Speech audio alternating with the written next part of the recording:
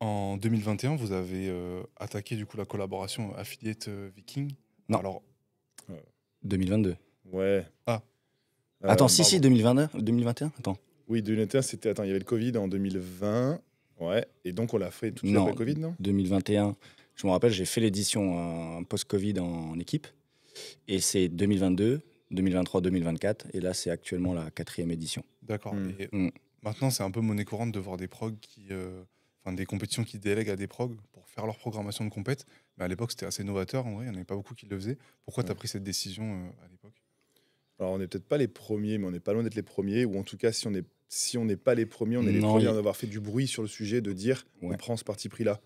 Parce que je crois qu'il y a peut-être une autre compète qu'il avait eu fait. Si, il y mais... avait Alec Richard qui l'avait fait avec Buddyfit. Ok, Ok. ouais, voilà. Donc, mais je me rappelle pas en avoir entendu parler, tu vois, où ça n'avait pas été mis en avant, tu vois, comme nous, où voilà, on se dit, ok, ça y est, on est ok pour donner cette prog à quelqu'un d'extérieur et on fait confiance et puis surtout, je pense, de la manière dont on l'a fait. Alors, je ne sais pas du tout comment Alec l'a fait avec Buddyfit. Je ne sais Peut-être pas d'une spécifiquement manière, non plus. magnifique.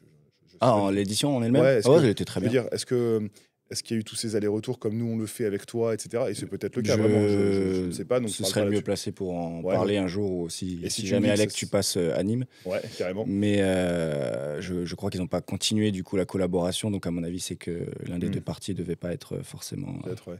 Encore une fois, je sais pas, donc je parle pas. Ouais. Mais En tout cas, la programmation en elle-même était bien. voilà, c'est ça. Parce Mm. qu'apparemment, tu disais que ça s'est bien passé Oui, et oui, que moi j'y l'édition étais. était bonne. Non, Donc, c'était bien. forcément, c'est qu'ils ont fait un très bon job.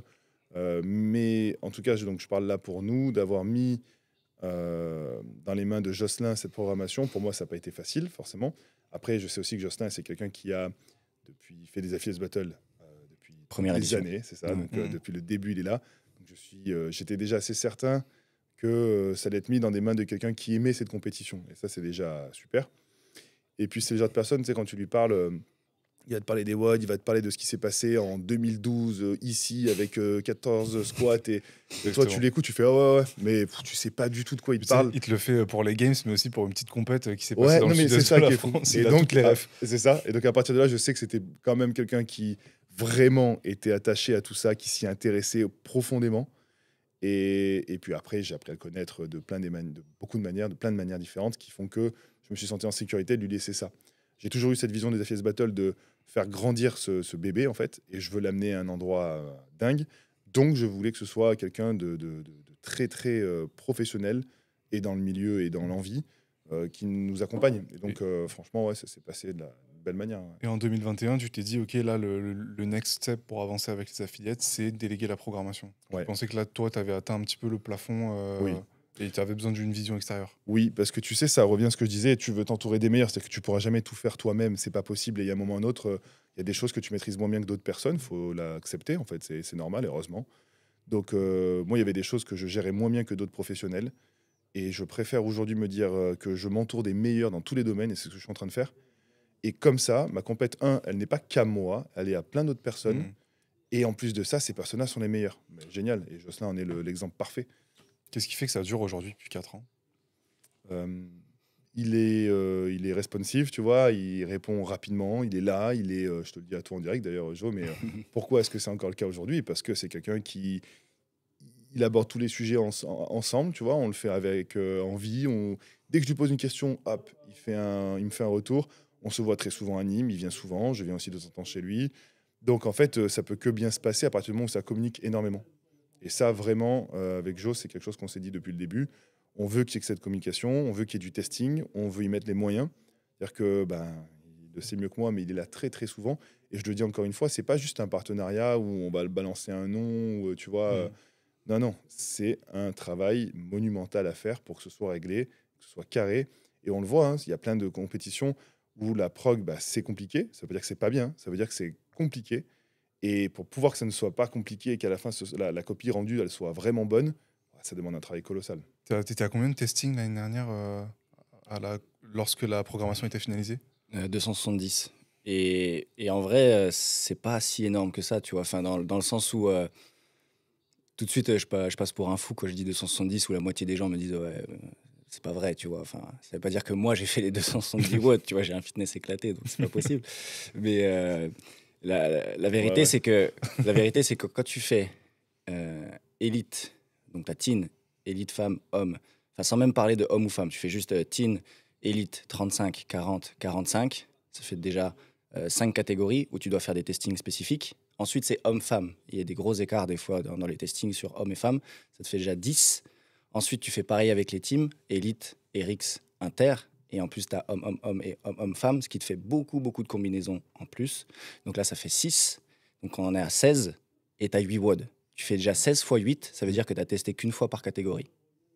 Tu Ouais, vois. donc en fait, au bout du compte, c'est pas grand chose. C'est pas tant que ça. Parce Même qu'à si chaque fois, ça tu reste, multiplies par 16.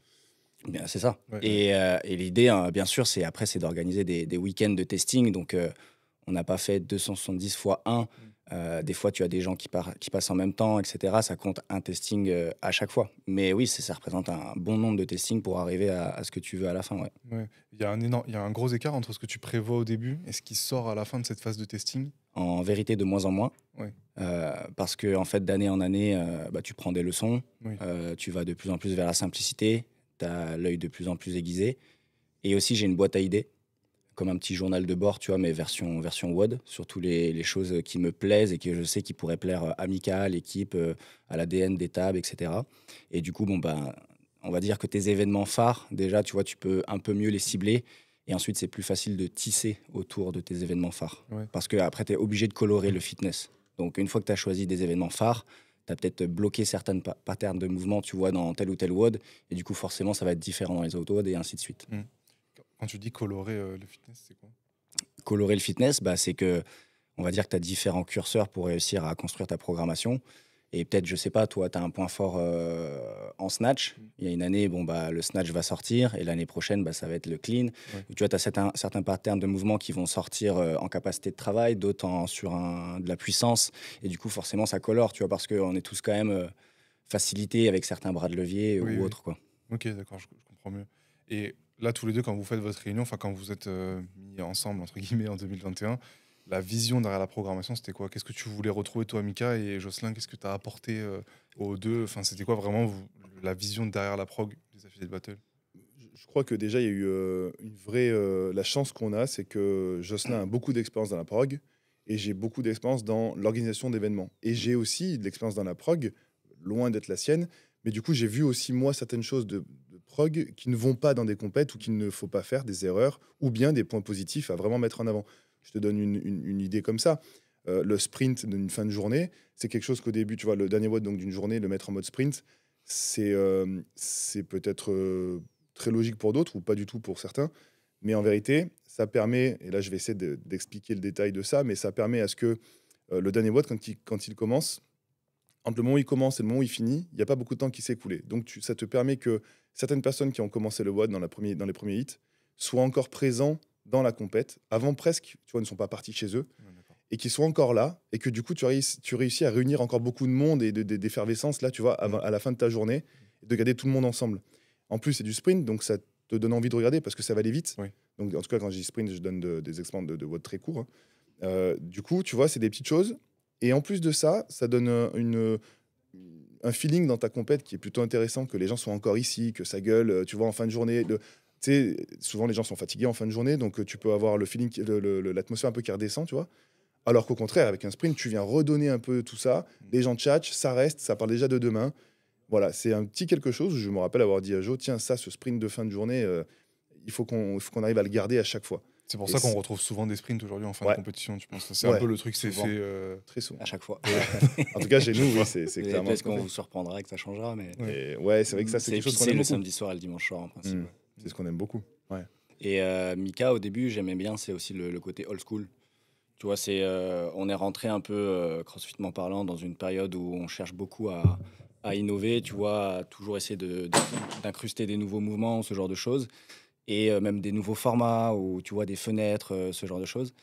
Et ce que j'ai bien aimé en fait avec l'équipe quand ils m'ont briefé aussi au début, c'est voilà, nous ce qui nous plaît, c'est, et puis en fait on était sur la même longueur d'onde, c'est les régionales un peu les régionaux de l'époque, tu Mm. vois, bon les games bien sûr, après les games c'est encore d'autres moyens, mais reproduire un peu ces régionaux de l'époque, tout ça qui était simple et efficace en fait, simple, efficace, violent, voilà.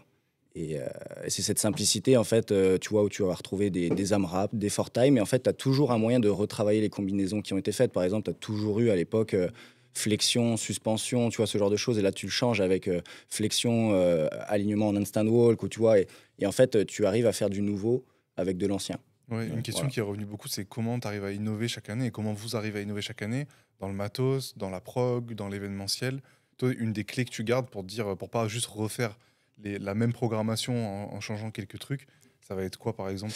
Rester ouvert d'esprit, avoir un journal de bord et être toujours les deux pieds dans le crossfit. On va dire que c'est vraiment les trois trucs.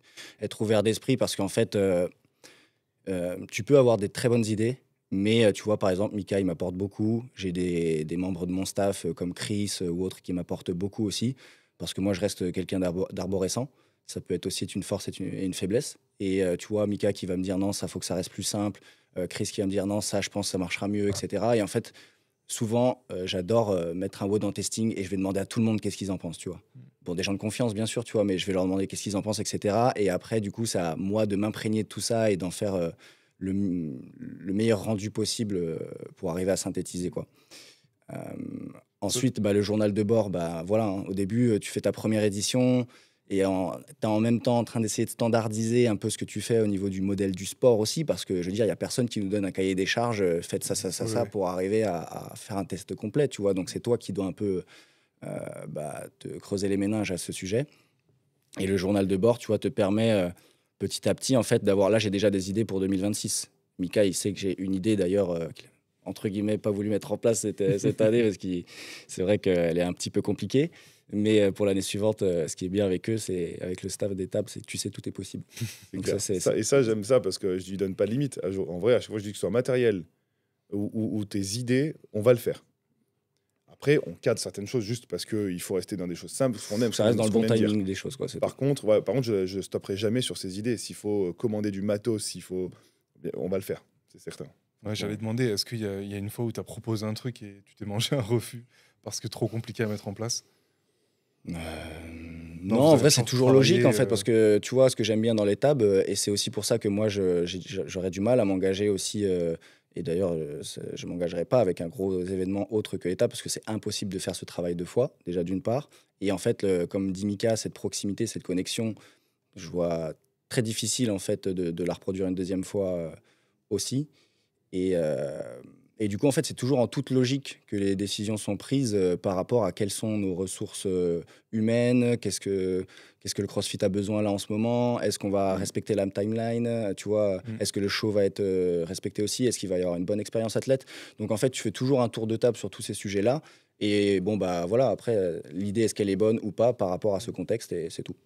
Parce que c'est vrai que vraiment, comme il dit Joe, c'est assez marrant parce que la programmation est tellement importante dans une compète, c'est pas juste le fitness qu'on va tester. La prog, elle fait aussi partie intégrale de l'événement, du ressenti que les gens vont avoir, que ce soit le public ou les athlètes, à la fin. Et du coup, je le dis clairement, avec Joe, combien de fois, à la fin de WOD, on se regarde, on dit putain, c'était incroyable, ou des fois, on a un petit œil qui se dit, bon, on a regardé le sol parce qu'on voulait que ce soit encore plus fou que ça. Ce qui est drôle des fois, c'est que maintenant, tu vois, bon, on se connaît bien du coup, parce que les moments de stress, en vrai, ça catalyse pas mal les Ouais. choses. Et du coup, des fois, je vais voir Mika et je vais lui dire, je sais. Et j'aurais pas. C'est clair. Tu m'avais raconté Et en plus, aussi je suis stoïque, tu sais, je reçois Le- son je sais et j'attends que je suis sur le floor et j'ai dit ouais, je sais. Ouais. tu m'avais raconté le petit coup d'œil comme ça à l'autre bout du floor où t'es en train de regarder Ouais. les gens, puis tu te dis merde, mais là ils sont censés avoir fini, pourquoi ils sont encore à la moitié du WOD? Parce qu'en fait, j'avais une équipe de tueurs au testing. Ouais, voilà, C'est Et arrivé. c'était des internes, mais en vrai, ils avaient un barbell cycling d'élite, tu vois. ouais. Bon, je peux pas te laisser dire à moitié du WOD, mais Non, on aurait non, juste aimé que. non, Je sais non. plus ce On que tu aurait juste m'avais aimé dit. que, en gros, C'est au lieu le- qu'il y ait peut-être 30% qui ont fini, on aurait aimé qu'il y aurait un 50 Exactement, ou un 60, tu vois. C'était la finale team de 2023 ou 2022, non 2023 je crois. Et en fait, j'avais un super WOD entre les mains puisqu'il y avait le yoke qui venait faire l'ascenseur entre deux stations, une avec les snatchs à faire en synchro où l'autre devait tenir le yoke en carry. Et ensuite, tu déplaçais le yoke pour aller à l'autre station et là, c'était des burpees pendant que l'autre tenait le yoke en carry. Et en fait, j'ai eu une équipe, pourtant j'ai testé avec 3 équipes différentes, mais c'est la dernière équipe qui a testé la version finale plusieurs fois et qui avait un niveau global inter, mais un barbell cycling assez sévère. Et du coup, en fait, beaucoup d'équipes, enfin, quand même pas mal d'équipes qui ont fini sous le rig dans les burpees, tu vois. Et ça, Tu veux pas. j'ai horreur de ça parce que tu finis un événement sous le rig, loin du public, tu vois, t'arrives pas à finir le WOD. Ok, allez, 90%, 80% termine sur le dernier, ça va. Mais là, voilà. Et du coup, bah, j'ai pris mes responsabilités et j'ai même gardé les charges inter pour les RX sur cette fois-là. C'est rare hein, qu'on fasse ça, mais c'est vrai que là aussi, la capacité de, sur le moment, là où on en est, de remettre ça à jour s'il faut, c'est rare, vraiment. Mais on sait le faire aussi. C'est Si jamais il arrivé, y a un besoin, il n'y a pas d'ego c'est mal arrivé une placé, fois. tu vois, il faut le faire. Ouais. Et c'est comme ça. Donc je pense que. Mais c'est aussi la force qu'on a dans notre duo avec Joe et toutes ses équipes et les miennes. Hein. C'est vraiment. Il y a ce côté humain qu'on partage. Et il est impliqué tellement dans les tables, comme je le suis aussi, que. Enfin, à la fin des tables, on se prend, on en pleure un peu, tu vois, quand même. Enfin, c'est vrai, hein, je dis un peu parce que Non, j'aime faire le mec, mais non, on pleure. chaque tu vois. fois, on reste. Bah, t'étais Ouais, là l'année dernière aussi, c'était mais on très reste drôle. jusqu'à 3-4 heures du matin devant le truc. On se dit, mais pourquoi on a fait ça Tu vois, ouais, c'est clair. Et donc, il y a ce côté-là, quand même, qu'il faut se dire qu'il il est partie intégrante des WOD, des tables, et moi aussi. Et voilà, donc c'est ce plus-là qui fait qu'on arrive, je pense, à donner, à proposer une prog aussi dingue, parce qu'il y a cette relation-là, qui Oui. n'est pas, je pense, facile à recréer ou à retrouver ailleurs. Oui, puis maintenant, il y a l'ancienneté aussi, Mhm. qui lie un peu cette relation. Et tu sais que de toute façon, tu as 3 ans d'expérience où tu as adapté, revu les choses Ouais. et tout. Et une des questions aussi qui revient, c'est toi, est-ce que tu as une matrice ou quelque chose qui te permet de dire, OK, là, ma prog, elle est équilibrée? Mm. Oui. Ouais, ouais, ouais. Déjà, de base, je vais me baser sur le show en tant que tel, puisqu'il faut que ce soit quelque chose quand même d'assez concret, d'assez visuel. Et après, sur l'expérience. Et dans l'expérience, tu as les athlètes, mais il faut pas oublier aussi bah, tous les bénévoles, la team scoring, build, judge. Il faut que tout le monde passe un bon moment.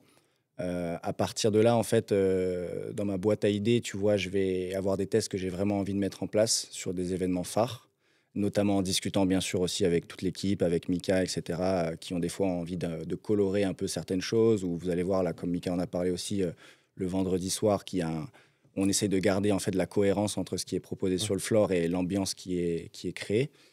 Et après, petit à petit, en fait, j'avance dans mon test. Et là, après, j'ai un scan de compétition Viking pour le coup, où en fait, j'ai différents types de continuum qui me permettent en fait de ne pas débattre du penalty en soi. Tu vois ce que je veux dire? C'est-à-dire, on peut toujours dire oui, mais ça, j'aurais préféré ça comme ci, comme ça. Mais moi, mon scan compétition avec mes différents continuums, il me permet d'avoir une visu assez globale sur le test et de me dire, OK, là, c'est complet. À quoi ça ressemble ce scan?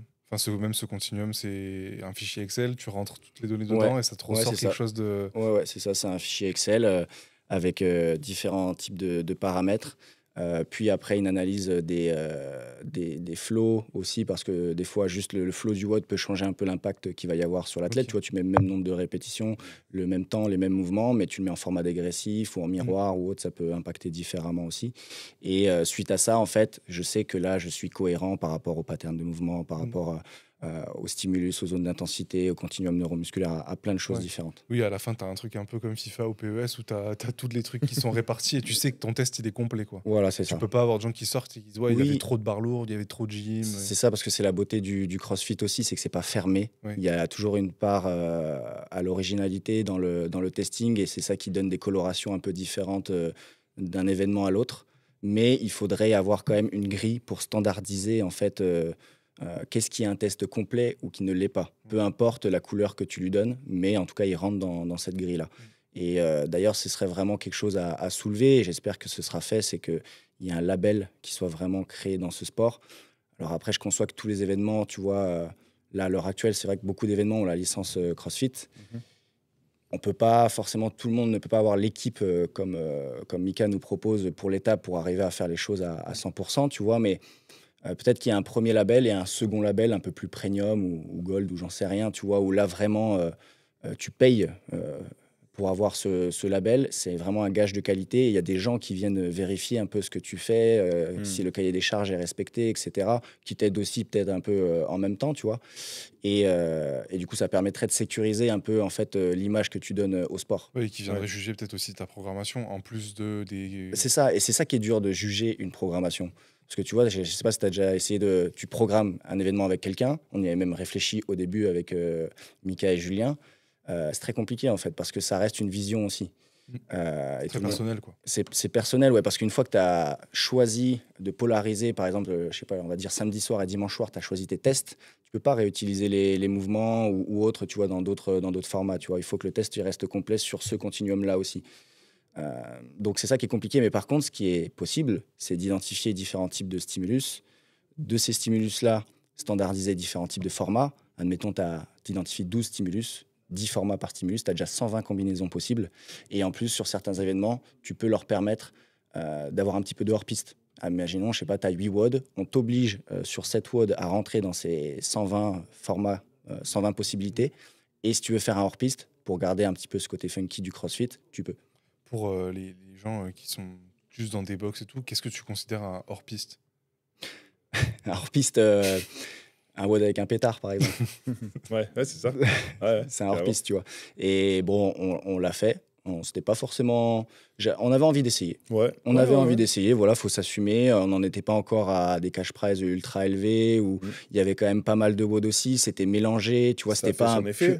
Hein, c'était intéressant. C'était pas un pur WOD pétard non plus. Non, et c'est ça qui était fort, c'est que je trouve qu'on était réussi quand même à le mettre en avant d'une manière à ce que ça prédomine pas sur le WOD en fait. Ouais, et encore, je mettrais une toute petite nuance. Pour la team, oui, parce qu'ils avaient vraiment un coup de pétard et en fait, ça changeait pas grand-chose. Tu vois, ça faisait un peu un miroir où tu avais toute une partie WOD, tu avais juste un petit coup de pétard qui changeait un truc. Vous pouvez resituer SWOD Non, mais rapidement? déjà, tu as vu ce qui est fou, c'est que là, le mec a déjà le WOD en tête. tu vois, c'est que- Bah, c'est normal, c'est moi Oui, qui oui, l'ai Oui, fait, mais donc, même, t'en mais- crées encore. Enfin, bref. En gros, il y avait du sled, en équipe. Quelle année?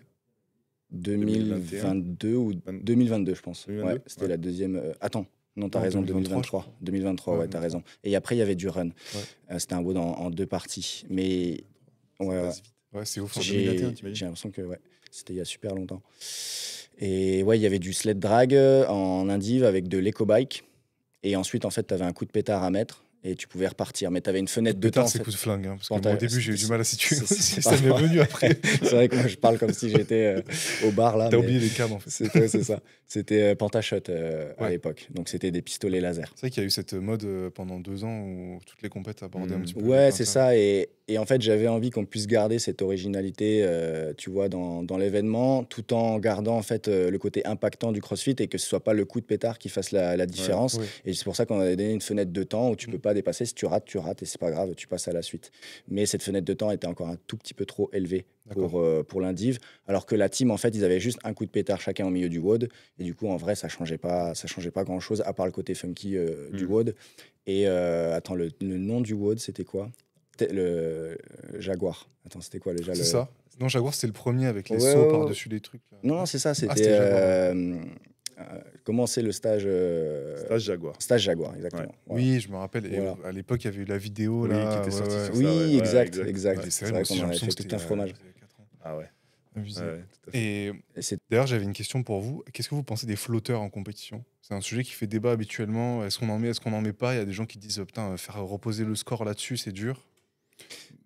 Moi, j'aime beaucoup le flotteur. Je crois que c'était les Woda à l'époque qui l'avaient incorporé, je crois. Qu'il avait créé, tu veux dire, pour Ouais, la première fois? ouais. Et je l'avais repris tout de suite derrière au BH. Et oui, au BH. Hein. Ouais, au BH. Et moi, j'aime toujours énormément cette idée. La seule problématique, c'est que c'est très compliqué de mettre en place par rapport aux heures de passage. Sur une grosse compète, je parle, tu vois, comme les tables. C'est compliqué de mettre un flotteur. Donc, non, parce que tu peux un petit peu... Tu vois, tu peux le faire coûter moins cher si jamais... Comme mettre un coef. Quoi. Ouais, c'est ça, tu mets un coef, donc tu pourrais encore un petit peu pallier à ça. Mais c'est plus l'organisation qui est vraiment complexe à mettre en place. Sinon, moi, j'aime beaucoup l'idée. Ok. Mm. Il y en aura un cette année au table? Non, ça, c'est les avantages et ses inconvénients, les flotteurs. Ouais. Déjà, tu as quand même beaucoup de monde qui peut voir les scores des autres avant, Mm. dépendamment de l'heure où tu passes. Surtout quand c'est des max reps. Ou des trucs Ouais, comme et puis ça, t'as tu peux toujours les un mec compter. qui vient, il filme, il regarde tout, et après tu peux passer derrière, et tu vois, ça c'est, on va dire que c'est pas c'est le truc le plus impartial que tu puisses avoir. Et après, de manière générale, j'aime bien quand on reste sur vraiment 8 WOD, simple. Et tu vois, par exemple, même en équipe, j'essaye d'éviter aussi tout ce qui est fil rouge, par exemple, avec un rameur à côté où tu as double score ou ce genre de choses. Tu vois, je trouve que c'est très facile, en fait, de prendre un trou dans une compétition avec ce genre de WOD. Et derrière, tu vois, tu peux plus vraiment revenir parce que tu as pris trop de points. Et en fait, tu sais jamais si... donc, pour situer, hein, par exemple, tu as un WOD avec du rameur. Tu en as un qui reste au rameur et les deux autres font un AMRAP pendant ce temps-là. Et du coup, tu as un score sur le rameur et un score sur l'AMRAP. Et en fait, tu sais jamais trop sur quel cheval miser, tu vois. Et des fois, tu te retrouves avec des surprises aussi. Et les flotteurs, ouais, c'est ça, c'est pour ce côté un peu, tu sais pas à quelle heure tu passes peut-être à un moment différent, les autres ont vu ton score. C'est ça, c'est pour ça que c'est. Voilà, c'est plus pour ça, moi, qu'on en a parlé et qu'on a décidé de l'enlever. Là, je vais faire appel à votre côté athlète. Qu'est-ce qui vous fait sortir d'une compétition et vous vous dites, ah ouais, là, c'était pas ouf comme moment? C'est quoi les erreurs pour vous à pas reproduire dans les compètes où vous vous dites, en termes d'expérience athlète, tu ressors vraiment de ton week-end et tu te dis, là, ça va pas, je suis pas satisfait.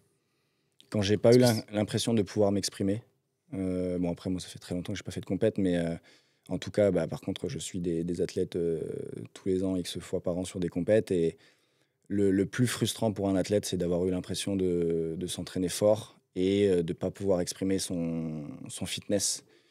Le fait qu'ils se prennent une tannée sur un WOD ou autre, tu vois, c'est une chose, mais le fait de ne pas avoir eu l'opportunité, en fait, d'avoir eu le choix de se prendre une tannée ou pas, Hmm. ça, c'est autre chose. Donc Tu quand vois. tu fais ta programmation, tu penses à ça aussi? Ah ouais, mais de ouf. Tu Mais penses moi, toujours à toi si tu faisais la compète?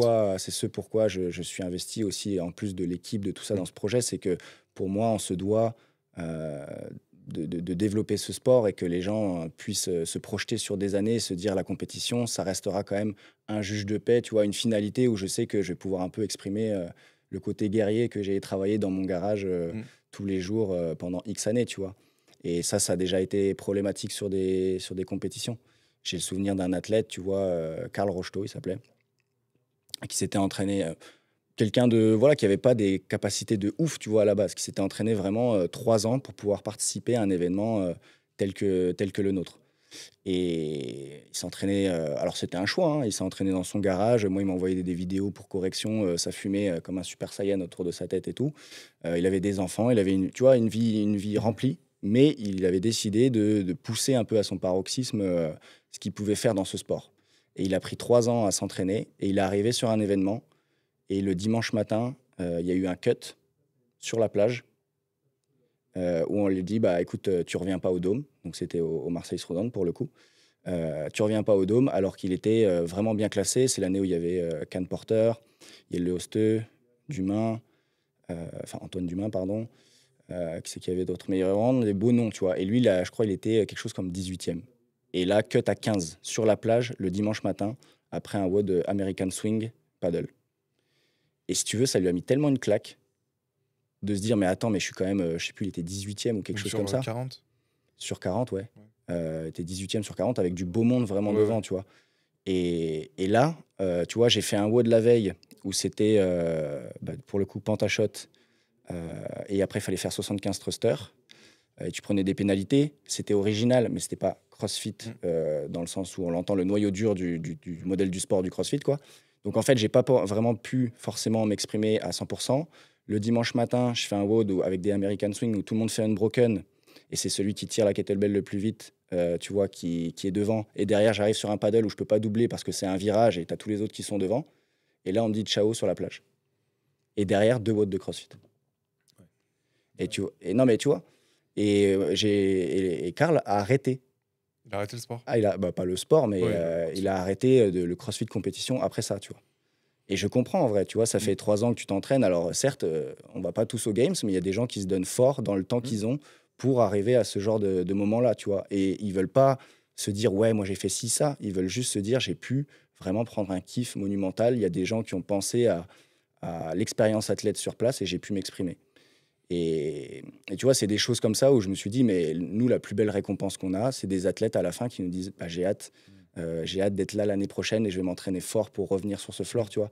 Et là, pour moi, là, on est en train de pérenniser quand même une partie du CrossFit. Alors certes, c'est que la partie sportive, mais ça reste un noyau important, en fait, de toute Ouais. tout le CrossFit de manière générale. Du coup, il n'y aura pas de cut aux affiliates en 2025. Non, et c'est vrai il y en que aura jamais. c'est aussi un choix de notre part, hein. Ça pourrait être Ouais. beaucoup plus facile pour nous C'est de clair. mettre un cut le dimanche avec toutes les restrictions horaires qu'on a pour pas faire partir les gens trop tard, même si on se permet quand même d'aller Ouais. sur des 17h ou des choses comme ça, parce qu'on sait que c'est les affiliés de battle et on a envie de woder, tu vois.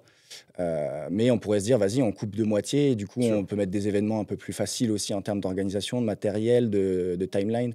Mais on préfère que tout le monde puisse avoir le même nombre de WOD. Il en va de même à la fin de la compète, on pourrait cutter, ou bien même le vendredi, on accueille vraiment tout le monde sur ce qu'on est en train de préparer avec Joe, sur un endroit. Enfin, c'est pas facile à mettre en avant, à faire, tu vois. Ça demande des ressources, ça demande beaucoup de choses.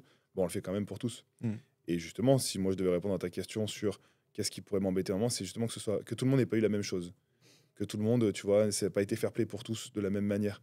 Tu vois, je voudrais vraiment que ce soit la dernière chose, c'est qu'un athlète parte d'ici et se dise ouais, putain, tu vois, on n'a pas été servi de la même manière si jamais je suis un élite ou si je suis ci, ou bien, tu vois, dès que c'est plus fair play, dès que c'est plus la même chose pour tous, ça m'embêterait beaucoup. Et c'est ce qui fait la force d'étape, je trouve, et c'est quelque chose qui est insufflé par Mika, qui est forcément le leader du groupe, c'est qu'il y a la même estime qui est attribuée à chaque personne. Et ça se ressent après sur toutes les différentes délégations. Ouais. Et ça, c'est le vrai enjeu aussi cette année, parce qu'il y a l'ouverture à l'international, mais d'arriver à garder ce kiff de checker, de connaître des gens, et que tout le monde se dise, vas-y, je vais aller sur le floor d'étape et je vis la même chose que tout le monde. Et ça se voit dans plein d'aspects. Le même floor, le check au début du WOD, l'attention qui est prêtée à chaque. Toi, je sais que c'est pas juste du scaling. C'est vraiment, tu veux que chaque athlète ait la même expérience. Non, et déjà, ce qui est vraiment dur aussi sur cette partie-là, c'est de trouver des personnes qui sont capables de tester dans toutes les catégories. Et ça, c'est très dur parce que tu peux pas non plus prendre des personnes qui sont beaucoup trop loin du niveau du floor parce que sinon, après, c'est plus représentatif. Et donc, tu as cette partie-là où tu as vraiment plusieurs week-ends en fait, où ça va être du testing. Donc, tu as des tests de brassage où là, on met les WOD en action. On dégrossit, tu vois vraiment quelle idée on garde, quelle idée on met de côté, etc. Ensuite, nous, de notre côté, avec le staff et quelques athlètes, on va petit à petit dégrossir encore ces idées-là. Et après, on réorganise des week-ends à Nîmes, où là, on vient faire un test spécifique élite, indiv et team, et après un test plus team inter, age group. Et tu vois, et on va faire des tests spécifiques pour toutes les catégories, pareil. Ouais, c'est pas juste on se dit bon mais quelques reps de moins, on enlève une difficulté sur un mouvement ou autre. Et après à la fin des qualifiers, et c'est aussi encore en plus un intérêt d'avoir le qualifier plutôt comme vous l'avez dit dans le précédent podcast, c'est que du coup moi derrière je sais qui est présent. Donc on a la chance d'être sur le circuit depuis un certain temps, donc on connaît quand même les gens, mais j'ai des datas en fait de chaque année des qualifiers par rapport au max. Par exemple, quand c'était EMF, on avait fait la collab avec vous, c'était un max au clean. Bah, du coup, j'avais fait des pourcentages en fait, de ratios entre les différentes catégories. Déjà, je regarde si ça correspond par rapport à mes ratios sur le floor, sur d'autres mouvements de puissance, par exemple. Et ensuite, j'envoie aussi des mails à toutes les catégories, comme que je connais des fois un petit peu moins, où il y a un peu plus d'hétérogénéité sur 45, ce genre de catégorie, où voilà, avec des prérequis sur tous les mouvements. Bien sûr, je ne mets pas que les mouvements qui vont tomber sur la compète. Et ça me permet encore d'aller un peu plus loin sur la personnalisation. Et ça, je pense que c'est quelque chose qui n'est pas forcément perçu. Mais en tout cas, les masters savent nous le dire à la fin de l'événement et ça fait plaisir. Et les adaptives aussi, hein, avec Anne-Laure Contenso, qui vient vraiment personnaliser le test aussi pour les adaptifs. Tu vois, il y a tout ça en fait. Et tu vois, quand je disais juste que ça se cache dans les détails, tu vois, t'imagines la mise en place de ça. Enfin, vraiment, tu vois, j'aimerais le redire, mais donc là, Jo, il intervient aujourd'hui parce que c'est lui vraiment le maître de la prog. Bien sûr, mais je suis pas tout seul. Hein. Non, mais au contraire, ce que je veux dire, c'est que, tu vois, quand je dis que j'ai pris des mecs incroyables dans chacun des domaines, je le pense vraiment. Parce que de faire ce qu'il fait, ouais, ça veut dire qu'il faut être investi, c'est du temps, c'est aimer pourquoi tu le fais, pour qui tu le fais. C'est un travail de malade. Mais c'est pour ça qu'à la fin, on a je pense aujourd'hui, cette réputation de se dire que, putain, ils font attention vraiment aux détails. Bon, bah, je suis vraiment pas tout seul pour pouvoir le faire. Hein. C'est tout le monde autour qu'on est qui vont dans les détails. On parlera sûrement des juges, etc. une prochaine fois, que ce soit Elisa ou d'autres personnes qui ont pris maintenant en charge tout ce qui est la partie juge. Mais tu vois, d'offrir le judge course, de faire un week-end, comme on en a parlé rapidement, pour que tout le monde soit vraiment hypé de ça, pour l'étape, de venir ici. Mais c'est ce qui fait qu'à la fin, c'est tout ça qui fait que l'étape, c'est vraiment un joli moment, je trouve. Non, mais c'est bien qu'on ait un espace comme ça pour en parler et emmener les gens un peu dans le derrière de ce qui se passe. Et surtout, moi, je le rappelle tout le temps, mais personne nous oblige à faire ça. C'est-à-dire que c'est vous vraiment qui allez chercher ce truc, ces pourcentages en plus. En fait, toi, c'est gagner ces pourcentages-là de complexité, enfin de compréhension dans la programmation. En soi, tu pourrais dire, vas-y, le ladder dehors, je mets 115, 125, 140 et ciao. C'est juste un respect pour le sport, en fait. Un respect profond pour le sport. Et surtout, moi, je tiens à remercier aussi, c'est tous les gens que j'essore sur des week-ends de testing qui viennent, qui se font essorer le samedi après, le dimanche matin, le dimanche après. Et il y a plein de membres de CFN, de Lunel, de Perpignan, vraiment merci beaucoup parce que sans vous, aucun détail ne pourrait être mis en place. Voilà. Ça, et puis tu vois, la chance aussi qu'on a d'avoir la salle de CrossFit Nîmes. Pareil, je veux dire, on a un grand espace dans lequel on peut l'utiliser avec beaucoup de matériel, tout le matos pour. Tu vois, ça rajoute encore quelque chose auquel on n'a pas encore parlé, mais si tu n'as pas ça, si On n'avait pas cette salle de H24, c'est-à-dire qu'on a fait des fois des testings, c'était la nuit, hein. La nuit. Bon, on l'a fait. Mais si on n'avait pas encore cet outil-là, on ne pourrait pas proposer quelque chose d'assez fou comme on le fait. Ouais. Voilà, bon, bah, c'est plein de détails à force qui font que ouais, fallait quand même être équipé et avoir des outils et avoir l'envie pour pouvoir délivrer ce qu'on fait là, quoi. Est-ce que, Jocelyn, tu as eu des mentors dans cet exercice de la programmation? Non, non, non, c'est vraiment aucun. Et tu t'es pas inspiré de... Moi, j'ai regardé quasiment tous les trucs de médias de CrossFit, évidemment, et les trucs, enfin, les épisodes avec Castro dans sa grange qui fait les tests, tu sais, il a un mur plein de post-it et de feuilles et tout, j'adore. Et j'adore le voir sur son canapé à rien faire, tu sais, le mec est en train de mourir devant lui, juste il fait une croix, il fait bon, prochaine fois on met un round de plus. Mm. Ça c'est des trucs qui t'inspirent aussi ou c'est... Alors, je ne vais pas me comparer à Castro, tu vois, mais j'ai mon petit côté autiste aussi. Je pense que je pense que mes anciens colocs pourront en parler, notamment Antoine, tous les murs de mes anciennes. Bon, maintenant, ma compagne a dit non, stop. Donc, je trouve d'autres moyens, tu vois. Mais avant, il y avait forcément un pan de mur qui était couvert de post-it et compagnie, que ce soit pour essayer de modéliser le sport ou modéliser la performance de manière globale, tu vois. Puisque c'est vrai que c'est ça qui est le plus dur et c'est pour ça qu'en fait, tu vois, par exemple, tout à l'heure, j'ai parlé des Marseille ou tout ça, mais en fait, tous ces gens-là, John des Marseille, ceux d'autres d'événements, en fait, ça reste des personnes qui font avancer le sport, qui sont investies et qu'on doit remercier. Juste par contre, là, c'est l'heure, à l'heure actuelle, d'arriver à poser certaines bases, de profiter un peu de toute cette instabilité pour recréer une période assez pérenne, en fait, pour la suite du sport. Mais qui on écoute? C'est ça le problème, c'est un sport privé. Du coup, qui on écoute? Tu vois, qui a raison, entre guillemets. J'ai vu que vous avez parlé de se dire, on essaie de faire quelque chose entre les différentes organisations, French, Tab, Marseille, etc.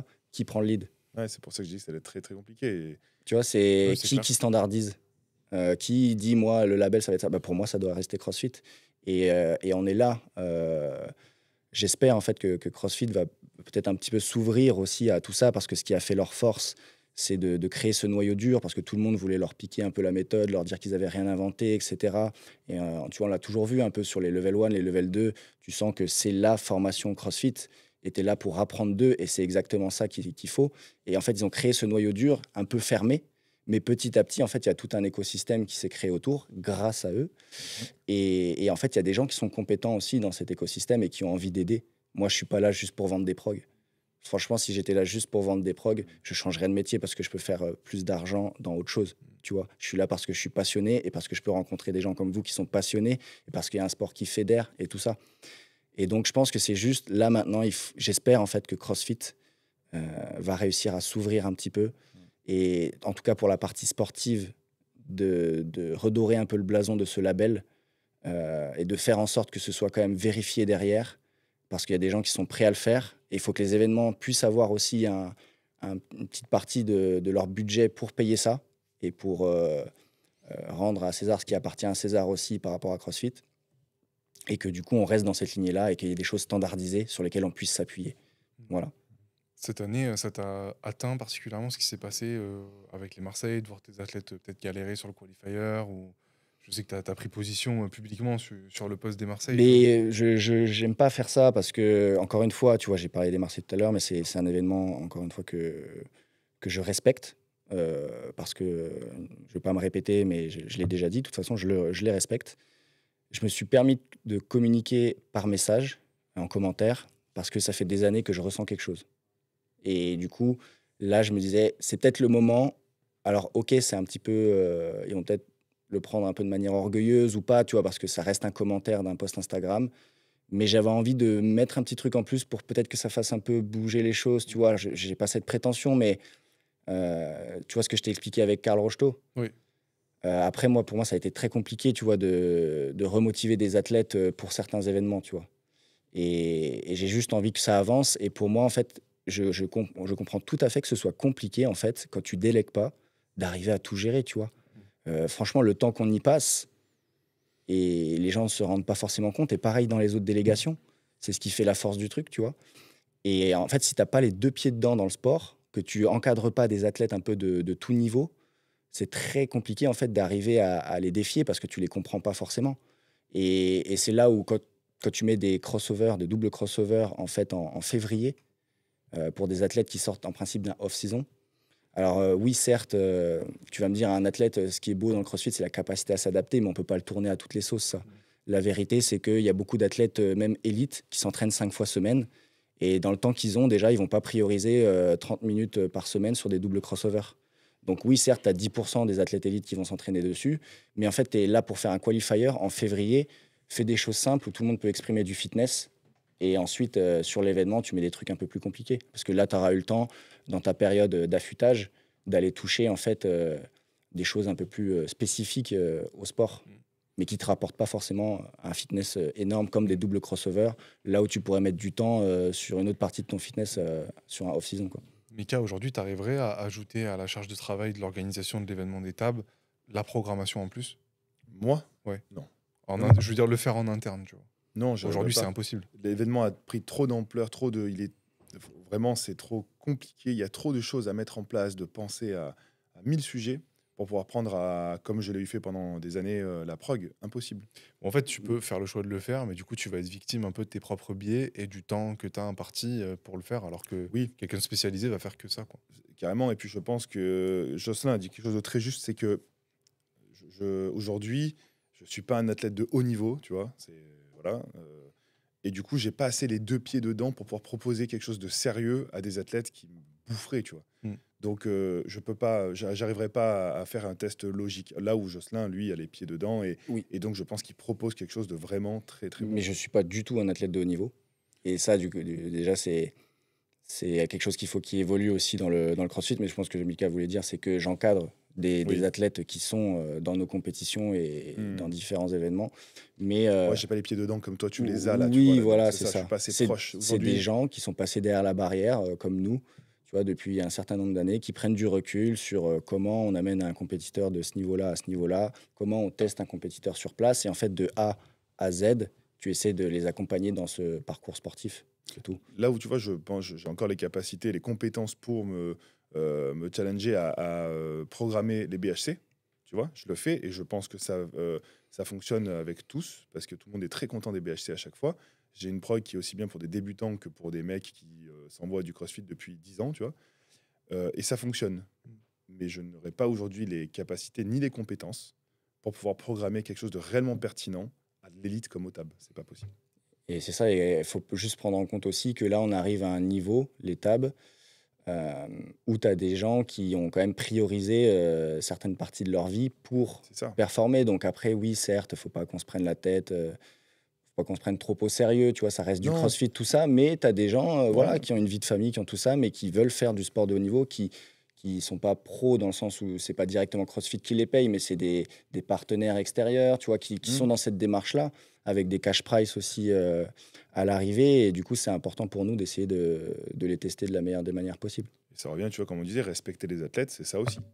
Je pense que c'est vraiment ça, les respecter. Tu vois. Et ça commence au qualifier, en réalité, ce respect. Et dans l'organisation du qualifier, Mika, les vidéos, donc là, le 1er mars, c'est la fin pour rentrer les scores. Oui. Ensuite, il y a 8 jours de review. Une des questions qui revient pas mal, c'est est-ce que toutes les vidéos seront regardées? Comment je peux être sûr qu'on on va vraiment juger ma vidéo, même si je suis 120e sur la qualif? Bah, j'ai pas mieux à te dire que j'aurai des preuves largement parce que dès le 4, 5 et 6, si je dis pas de bêtises, on sera autour de cette table ici et on sera plus d'une trentaine de juges qui ont répondu présent, auquel chaque juge sera attribué une catégorie. Là aussi, avec l'expérience qu'on a, on sait qu'il faut plutôt proposer une catégorie par juge pour que ce soit jugé de la même manière. Oui. Et non pas commencer à distribuer 5 athlètes, une caté à lui, puis 5 à lui, etc. Ça, tu vois, c'est des erreurs qu'on a eu fait il y a des années et des années en arrière. Aujourd'hui, bien sûr que c'est plus le cas. Et donc, moi, te répondre à ça, parce qu'on le sait tous très bien, ça aussi, c'est un travail énorme à effectuer. C'est un travail qui demande à être réglé, tu vois, correctement. Donc, c'est du temps. Donc, c'est du moyen humain qui est demandé. Et bah ici, ça sera le cas. Il y a un petit déj qui est prévu. Et ensuite, on enchaîne sur des heures de judging, tous ensemble ici. Et vu qu'on aime bien le mettre en avant, bah, ça sera fait. On verra que dans les médias, ça va sortir. C'est pas voilà, au hasard qu'on le fait. C'est très sérieux. Et pour une qualif de team, pourquoi on n'organise pas un WOD team? C'est une des questions qui est revenue sur Insta aujourd'hui. Tu veux dire pourquoi est-ce qu'il faudrait pas qu'on... Ouais, d'accord, Ouais, que le oui. WOD soit fait en même temps. Exactement. Bon, je l'ai eu fait pendant des années. J'ai changé mon fusil d'épaule parce que effectivement, je pense que c'était aussi contraindre les athlètes à beaucoup de problématiques, hein, de présence. Des fois, il y a des gens qui s'entendent énormément, mais qui sont pas dans la même salle, dans la même box.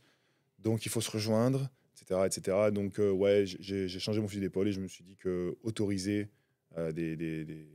et en tout cas mettre en place des WOD où il suffit d'additionner le score est OK. Plus Voilà. simple. Et puis ça Ouais. garantit aussi une qualité de judging parce qu'un juge sur place, il va peut-être pas avoir la capacité de voir 3 Bien front sûr, squats en même temps et d'arriver à valider les 3 en vidéo encore plus dur selon les Complètement. angles et tout. complètement. Donc là, tu t'assures au moins que la vidéo est visionnée, le score est bon et on avance comme ça. T'as raison, je me rappelle de nombreux soucis qu'on avait au tout début, justement, où avec pendant la partie judging vidéo, tu vois, on avait vraiment des retours de Mika, mais je fais comment là? Qu'est-ce que je peux juger?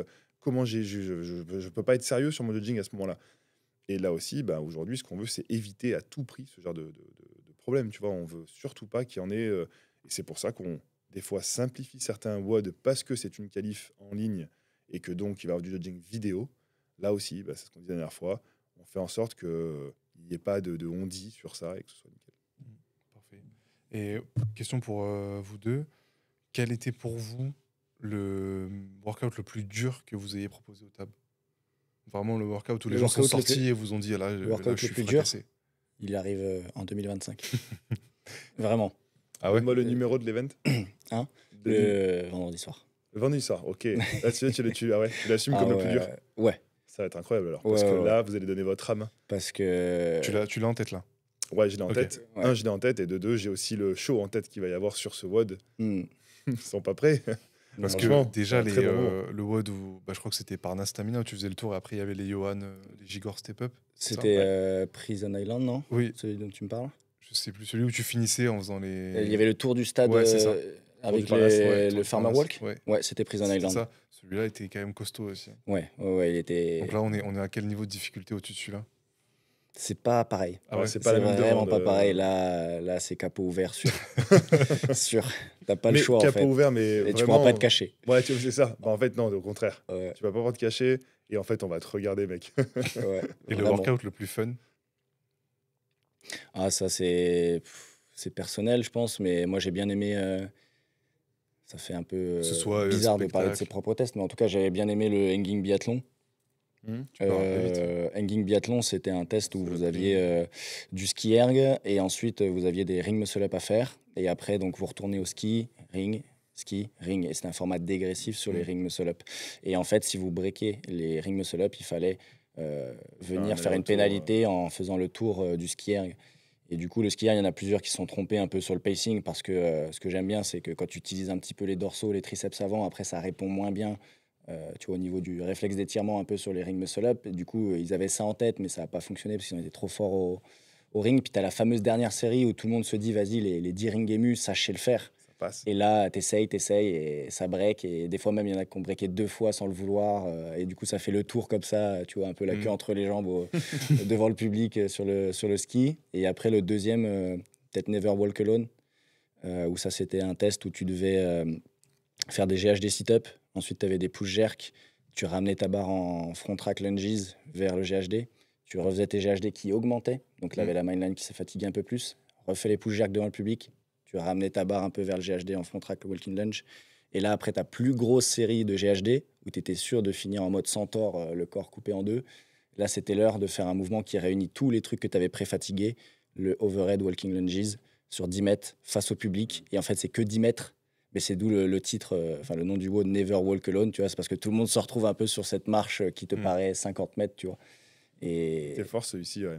Il m'avait fait un petit peu peur sur la mise en place, je me rappelle, celui-ci. Et finalement, il s'était très bien passé. Et je crois que la capacité aussi de Jo là maintenant, c'est d'arriver à vraiment comprendre des fois ma crainte, des WOD un petit peu trop complexes. Et aujourd'hui, je trouve qu'on arrive à rendre une copie qui vraiment allait simplifier, mais tellement élaborée en fait, tu vois. Et ça, c'est génial. Parce qu'en J'adore gros, ça. quand Jocelyn te propose un WOD, toi tu vois directement, ok, donc là je dois gérer ma team build, je dois gérer que dans le petit Parnasse tout soit bien agencé, qu'ils aient la place de sortir ce matos-là, l'amener, que ça prenne pas trop de temps. Et ça, des fois, c'est dur à envisager. Tu te dis là, on prend peut-être un peu trop de risques. Ouais, ça m'est souvent arrivé de dire à Jo justement, bah là non, mais maintenant il le comprend par lui-même. Franchement, En fait, oui, ouais, il le sait. Donc c'est pour ça que ça devient tellement simple. Et Fluide. vraiment, à chaque fois, chaque année qui passe, celle-ci encore plus, je trouve, il a la capacité à me faire un waouh, tu vois, c'est trop bien, alors que c'est simple. Et en fait, c'est élaboré, ce que je disais tout à l'heure. Et cette combinaison-là, je crois que c'est vraiment ce qui marche quand tu la Ouais. trouves avec l'expérience qu'on a. Je trouve que c'est pile ce qu'il faut pour que l'athlète se régale, que ça puisse finir capot ouvert ou autrement, mais c'est parfait. Parfait. Ouais. Et surtout, éviter. En fait, le truc, c'est qu'une erreur dans une compète, ça a toujours beaucoup plus de portée qu'un événement réussi. Ouais. Et donc, tu dois diminuer au maximum les chances qu'une erreur se produise, que ce Oui. soit dans le chargement des barres. Enfin, on en parlait avant, mais les gens se rendent pas compte la vitesse d'exécution de la team build pour aller amener Fou. exactement la bonne quantité de Mm. poids. Et surtout qu'il n'y a pas de marge d'erreur. En fait, il y a pile assez. Enfin, on ne commande pas du poids en rab à CrossLifter. On amène vraiment pile la quantité.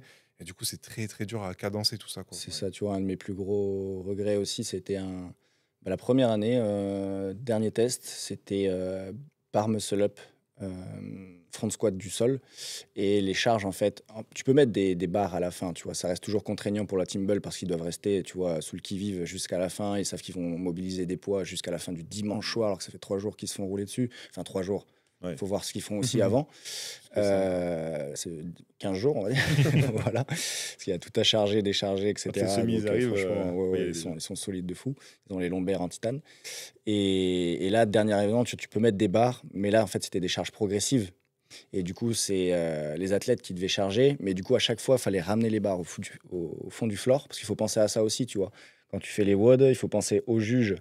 Par exemple, tu as différentes catégories, tu as différents nombres de reps. Mais ce qui est cool, c'est par exemple, entre chaque zone, tu gardes le même nombre de reps. C'est toujours, ils avancent de 18, tu vois. Pas une KT, ils avancent de 18, le de 14, le machin, après le juge, il est perdu, tu vois. Ou alors vraiment, c'est les masters de 14, les élites de 18, tu vois. Mais, et la team build, c'est pareil, tu vois, essayer de garder des choses assez simples entre les catégories.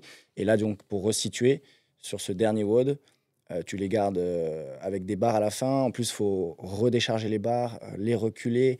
Et en fait, ta team build, elle finit épuisée. Ouais. Tu vois. Et ça, c'est vraiment quelque chose où je me suis dit, OK, maintenant, on va faire au max aussi pour que la team build qui a fait le taf de ouf pour assurer les transitions, tout ça, tout le week-end, puisse se dire, OK, là, on a fait le plus dur. Ou alors, certes, il y a des poids à la fin. Tu vois, si vraiment le test, on va dans ce sens, ils sont prêts à me suivre jusqu'au bout. Et ça, c'est vraiment une chance aussi. Mais par contre, tu vois, éviter les trucs où tu décharges, charges, tu replaces Ouais. les barres. Ouais, ouais. Tu fais en sorte déjà dans tes flows au maximum que l'objet revienne à l'endroit initial. Ou alors vraiment, c'est parce qu'il y a un storytelling du WOD où Ouais. tu te dis là, Euh, tu peux pas. Tu vois, il faut... Ça, j'adore parce qu'il n'y a que votre retour d'expérience qui permet de vraiment le comprendre. Ouais. Et si tu es novice dans l'organisation de compète, tu te dis bah non, c'est bon, Complètement. je l'ai écrit sur ma feuille, ils vont le suivre et puis voilà. Mais Mais en fait, la réalité, c'est pas ça. complètement. Et c'est là où, par exemple, une prog, quand je dis qu'elle est ultra importante, ça fait partie de ça. Et maintenant, quelqu'un qui est novice, qui va écrire, et puis dès le premier jour, tu peux peut-être neutraliser ta team build juste à cause de ça.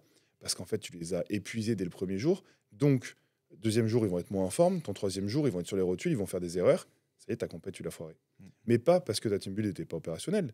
Parce qu'en amont, tu n'as pas réfléchi de la bonne manière pour que toi, là, en tête là-haut, avec toutes tes équipes, puisse redistribuer correctement les choses, tu vois. Mm. Et là, on a donné des détails, mais il y en a tellement des Ouais, détails c'est comme ça, ça. c'est même le placement des juges, tu vois, c'est bien, tu fais des beaux tests et tout, mais surtout en team, tu places ton juge où il a du mal à regarder les personnes qui sont en action en même temps, ou tu vois, Mm. les pistoles où ils sont tous alignés, ou tu vois, tu as plein de petits détails Ouais. comme ça aussi, il faut faire attention. Mm. Et la team build, tu as les rotations de matériel, donc déjà, par exemple, un samedi soir, si tu peux, parce qu'encore une fois, on essaie tous de faire en sorte que le show prime et que l'expérience athlète prime. Et après, on essaie de trouver le minimum de compromis possible pour que ça fasse plaisir à tout le monde. Mais par exemple, tu vois, un samedi soir, si tu peux garder le matériel qui est resté sur le floor, ne pas le ramener dans le stockage Mm. pour ensuite le ressortir le lendemain, tu vois, tu gardes le matériel du samedi soir pour le dimanche Oui, matin, pour le départ des indifs, par exemple, tu vois, c'est cool aussi, tu vois. Ouais. T'as Oui, plein c'est de des petits trucs, trucs comme ça, en fait, c'est qui des amènent du confort. ouais, c'est des optimisations que tu peux pas mettre en place si t'as pas vécu vraiment ce que c'est Bien l'organisation sûr, d'une ouais. compète. Là, en fait, petit à petit, avec les années qui passent, même si c'est toujours aussi stressant, toujours... en fait, la partie plaisir, elle augmente un peu parce que Ouais. tu commences à gérer un peu plus de choses. Et en fait, tous les membres de chaque délégation prennent du galon aussi. Oui, et- exactement. Je vois mes premiers BHC où tu l'avais dit, je courais de partout. C'était un peu. Voilà, alors ça s'est toujours bien passé, tant mieux. Mais en fait, tu viens, tu finis, tu n'as rien vu, tu es sur les rotules et tu es mort. Et encore une fois, c'était pas le bondi. Le bondi, c'était d'avoir toutes tes personnes autour de toi, ton équipe qui prend du grade, qui comprend mieux, qui active mieux les choses. Toi aussi, du coup. Et là, ça devient un vrai kiff pour tout le monde, tu vois. Ouais, ouais. Ouais, c'est ce qu'on disait la dernière fois, c'est la Mm. clé aussi pour Ouais. savoir que ton event est réussi. Euh, Au niveau de l'événement en lui-même, cette année, la plus grosse nouveauté événementielle, ça va être quoi en 2025? Pas en termes de prog, là, je parle vraiment côté show. Ok. Bon, déjà, il va y avoir un extérieur, je pense, qui va être magnifique. Magnifique. Bon, vous le savez, hein, maintenant, hein, souvent, le premier jour, c'est un WOD extérieur. Et ce WOD-là, on a trouvé des solutions pour le mettre en avant et d'avoir une vraie émotion folle, tu vois. Ouais, je suis assez... et que ce soit les athlètes, les juges, les spectateurs, je pense qu'il va y avoir un... Tu sais ce qu'on retrouve des fois sur le ladder du samedi, là, qu'on fait souvent. Je crois qu'on va même le retrouver à ce moment-là ici avec une serveur encore plus puissante, tu vois. Donc, t'imagines plus puissant qu'un ladder? C'est difficile. Hein. Ouais, c'est difficile, hein. Et pourtant, je pense qu'on arrivera à le sortir. Ouais. On a bien vendu la mèche en tout cas. On va pas se rater. Ouais, c'est clair. C'est vrai qu'on a annoncé ça, l'air de rien, mais en fait, maintenant, c'est engagé. Quoi. Mais ça me va, parce que c'est ça qui est bon aussi. Et Oui, puis, de toute tu mets un manière, peu on d'eau va au mur. tout faire pour. Et ça fonctionnera soit à 110%, soit à 90%. Dans tous les cas, ça sera un moment... Ça sera fou. Et de toute façon, si on tente pas, on saura jamais faire, tu vois. Et les AFS Battle, ça s'arrêtera pas cette année. Donc, c'est que de l'expérience qu'on engrange pour la suite, tu vois. Ça me va. Jocelyn, on va revenir rapidement sur le workout Never Walk Alone. Là, j'ai la version Indiv et la version Team sous les yeux. Et ma grande question, justement, c'était comment tu passes de la version Indiv à la version Team? Parce que là, on voit que le stimuli, enfin, les mouvements sont complètement différents. Alors, il y a des contraintes logistiques évidentes, mais comment toi, tu réfléchis pour te dire, bon, là, mes Indiv et mes Team, ils vont avoir le même stimuli. Donc, en gros, le workout, je le résume rapidement, c'est 25 GHD, 25 shoulder to overhead. Et après, ça augmente, comme ce que tu avais dit. Il y a de plus en plus de GHD et il y a le même nombre de... Il y a 25 shoulder to overhead, à la fin 45 GHD sit-up et 10 mètres d'overhead walking lunge. Et la version team, c'est 32 toes to bar à 2 en synchro. Donc là, le troisième partenaire attend. Ensuite, 5 mètres de warm walking lunge, 32 thrusters au warm, walking lunge, 42 toes to bar à 2. Et ensuite, la même chose en inversé. Bah, c'est assez simple en soi. C'est un scan compétition indiv, un scan compétition team. Donc en fait, plus on peut arriver à trouver de cohérence entre les deux, mieux c'est. Mais l'un ne sera jamais au détriment de l'autre. Voilà. Donc c'est un scan compétition de chaque. C'est des week-ends de testing différents. Et c'est du coup beaucoup de ressentis de la part des testeurs. Et après, bah, est-ce que ça colle? Toujours les mêmes questions qu'on a abordées tout à l'heure. Et surtout, bah, sur mon scan compétition, est-ce que c'est logique pour dire là, c'est la meilleure team, c'est les meilleurs X-Men qui vont gagner ce week-end de compétition. Voilà. De ne pas croire d'ailleurs que le WOD Indiv de l'event numéro 1 est forcément ou a forcément un rapport au WOD 1 de la team. Et c'est la force aussi de Joe. Hein. Oui. C'est ça, tu l'as en exemple avec Isabella, Exactement, 30-20-10 sur les snatchs où tu en avais. C'était 30-20-10, hein, il me semble. Ouais, c'était 60. Et tu avais les 30 premiers qui étaient à faire à 3. Ensuite, tu en as un qui allait en prison, 2 qui continuaient. Qui était suspendu, c'est ça? Non. Il était juste. Non, ça, on n'aime pas spécifiquement. Ouais, c'est pas forcément vers ça content. Mais ouais, c'est un parti pris, mais voilà. Là où au BHC, tu peux l'introduire, tu vois. Voilà, Ouais. la diff. Là où au TAB, sûrement pas. Et je trouve honnêtement. Non, je sais pas, c'est un parti pris. En vrai, on va pas dénaturer ceux qui le font, tu vois. Mais... Non, mais j'ai l'impression que c'est facile d'amener ça. Je pense que si tu te poses un peu plus dessus, tu peux amener quelque chose d'un peu plus évolué. C'est là où je disais tout à l'heure, il faut que ce soit simple, mais évolué. Là où au BHC, je peux me permettre de le faire parce que je n'ai pas les mêmes personnes sur mon floor, tu vois, à ce moment-là. Il faut que beaucoup de monde se régale et qu'ils puissent faire des choses, tu vois. Je pense qu'on peut proposer quelque chose de bien plus évolué au TAB. Et c'est là où Joe est très fort. Par exemple, tu as le Isabella, oui, où c'était 30-20-10 et après tu finissais le dernier.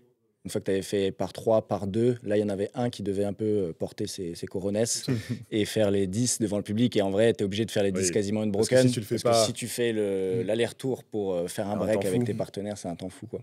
Et là, par exemple, bah, ça n'avait rien à voir. C'était overtake en individuel. Ouais, c'était eco-bike, suitcase carry, 18 burpee high box jump et 3 suitcase carry. Ouais, et celui-là, il était vraiment cool. Et là, tu vois, par exemple, comment tu te dis, je passe de ça à ça?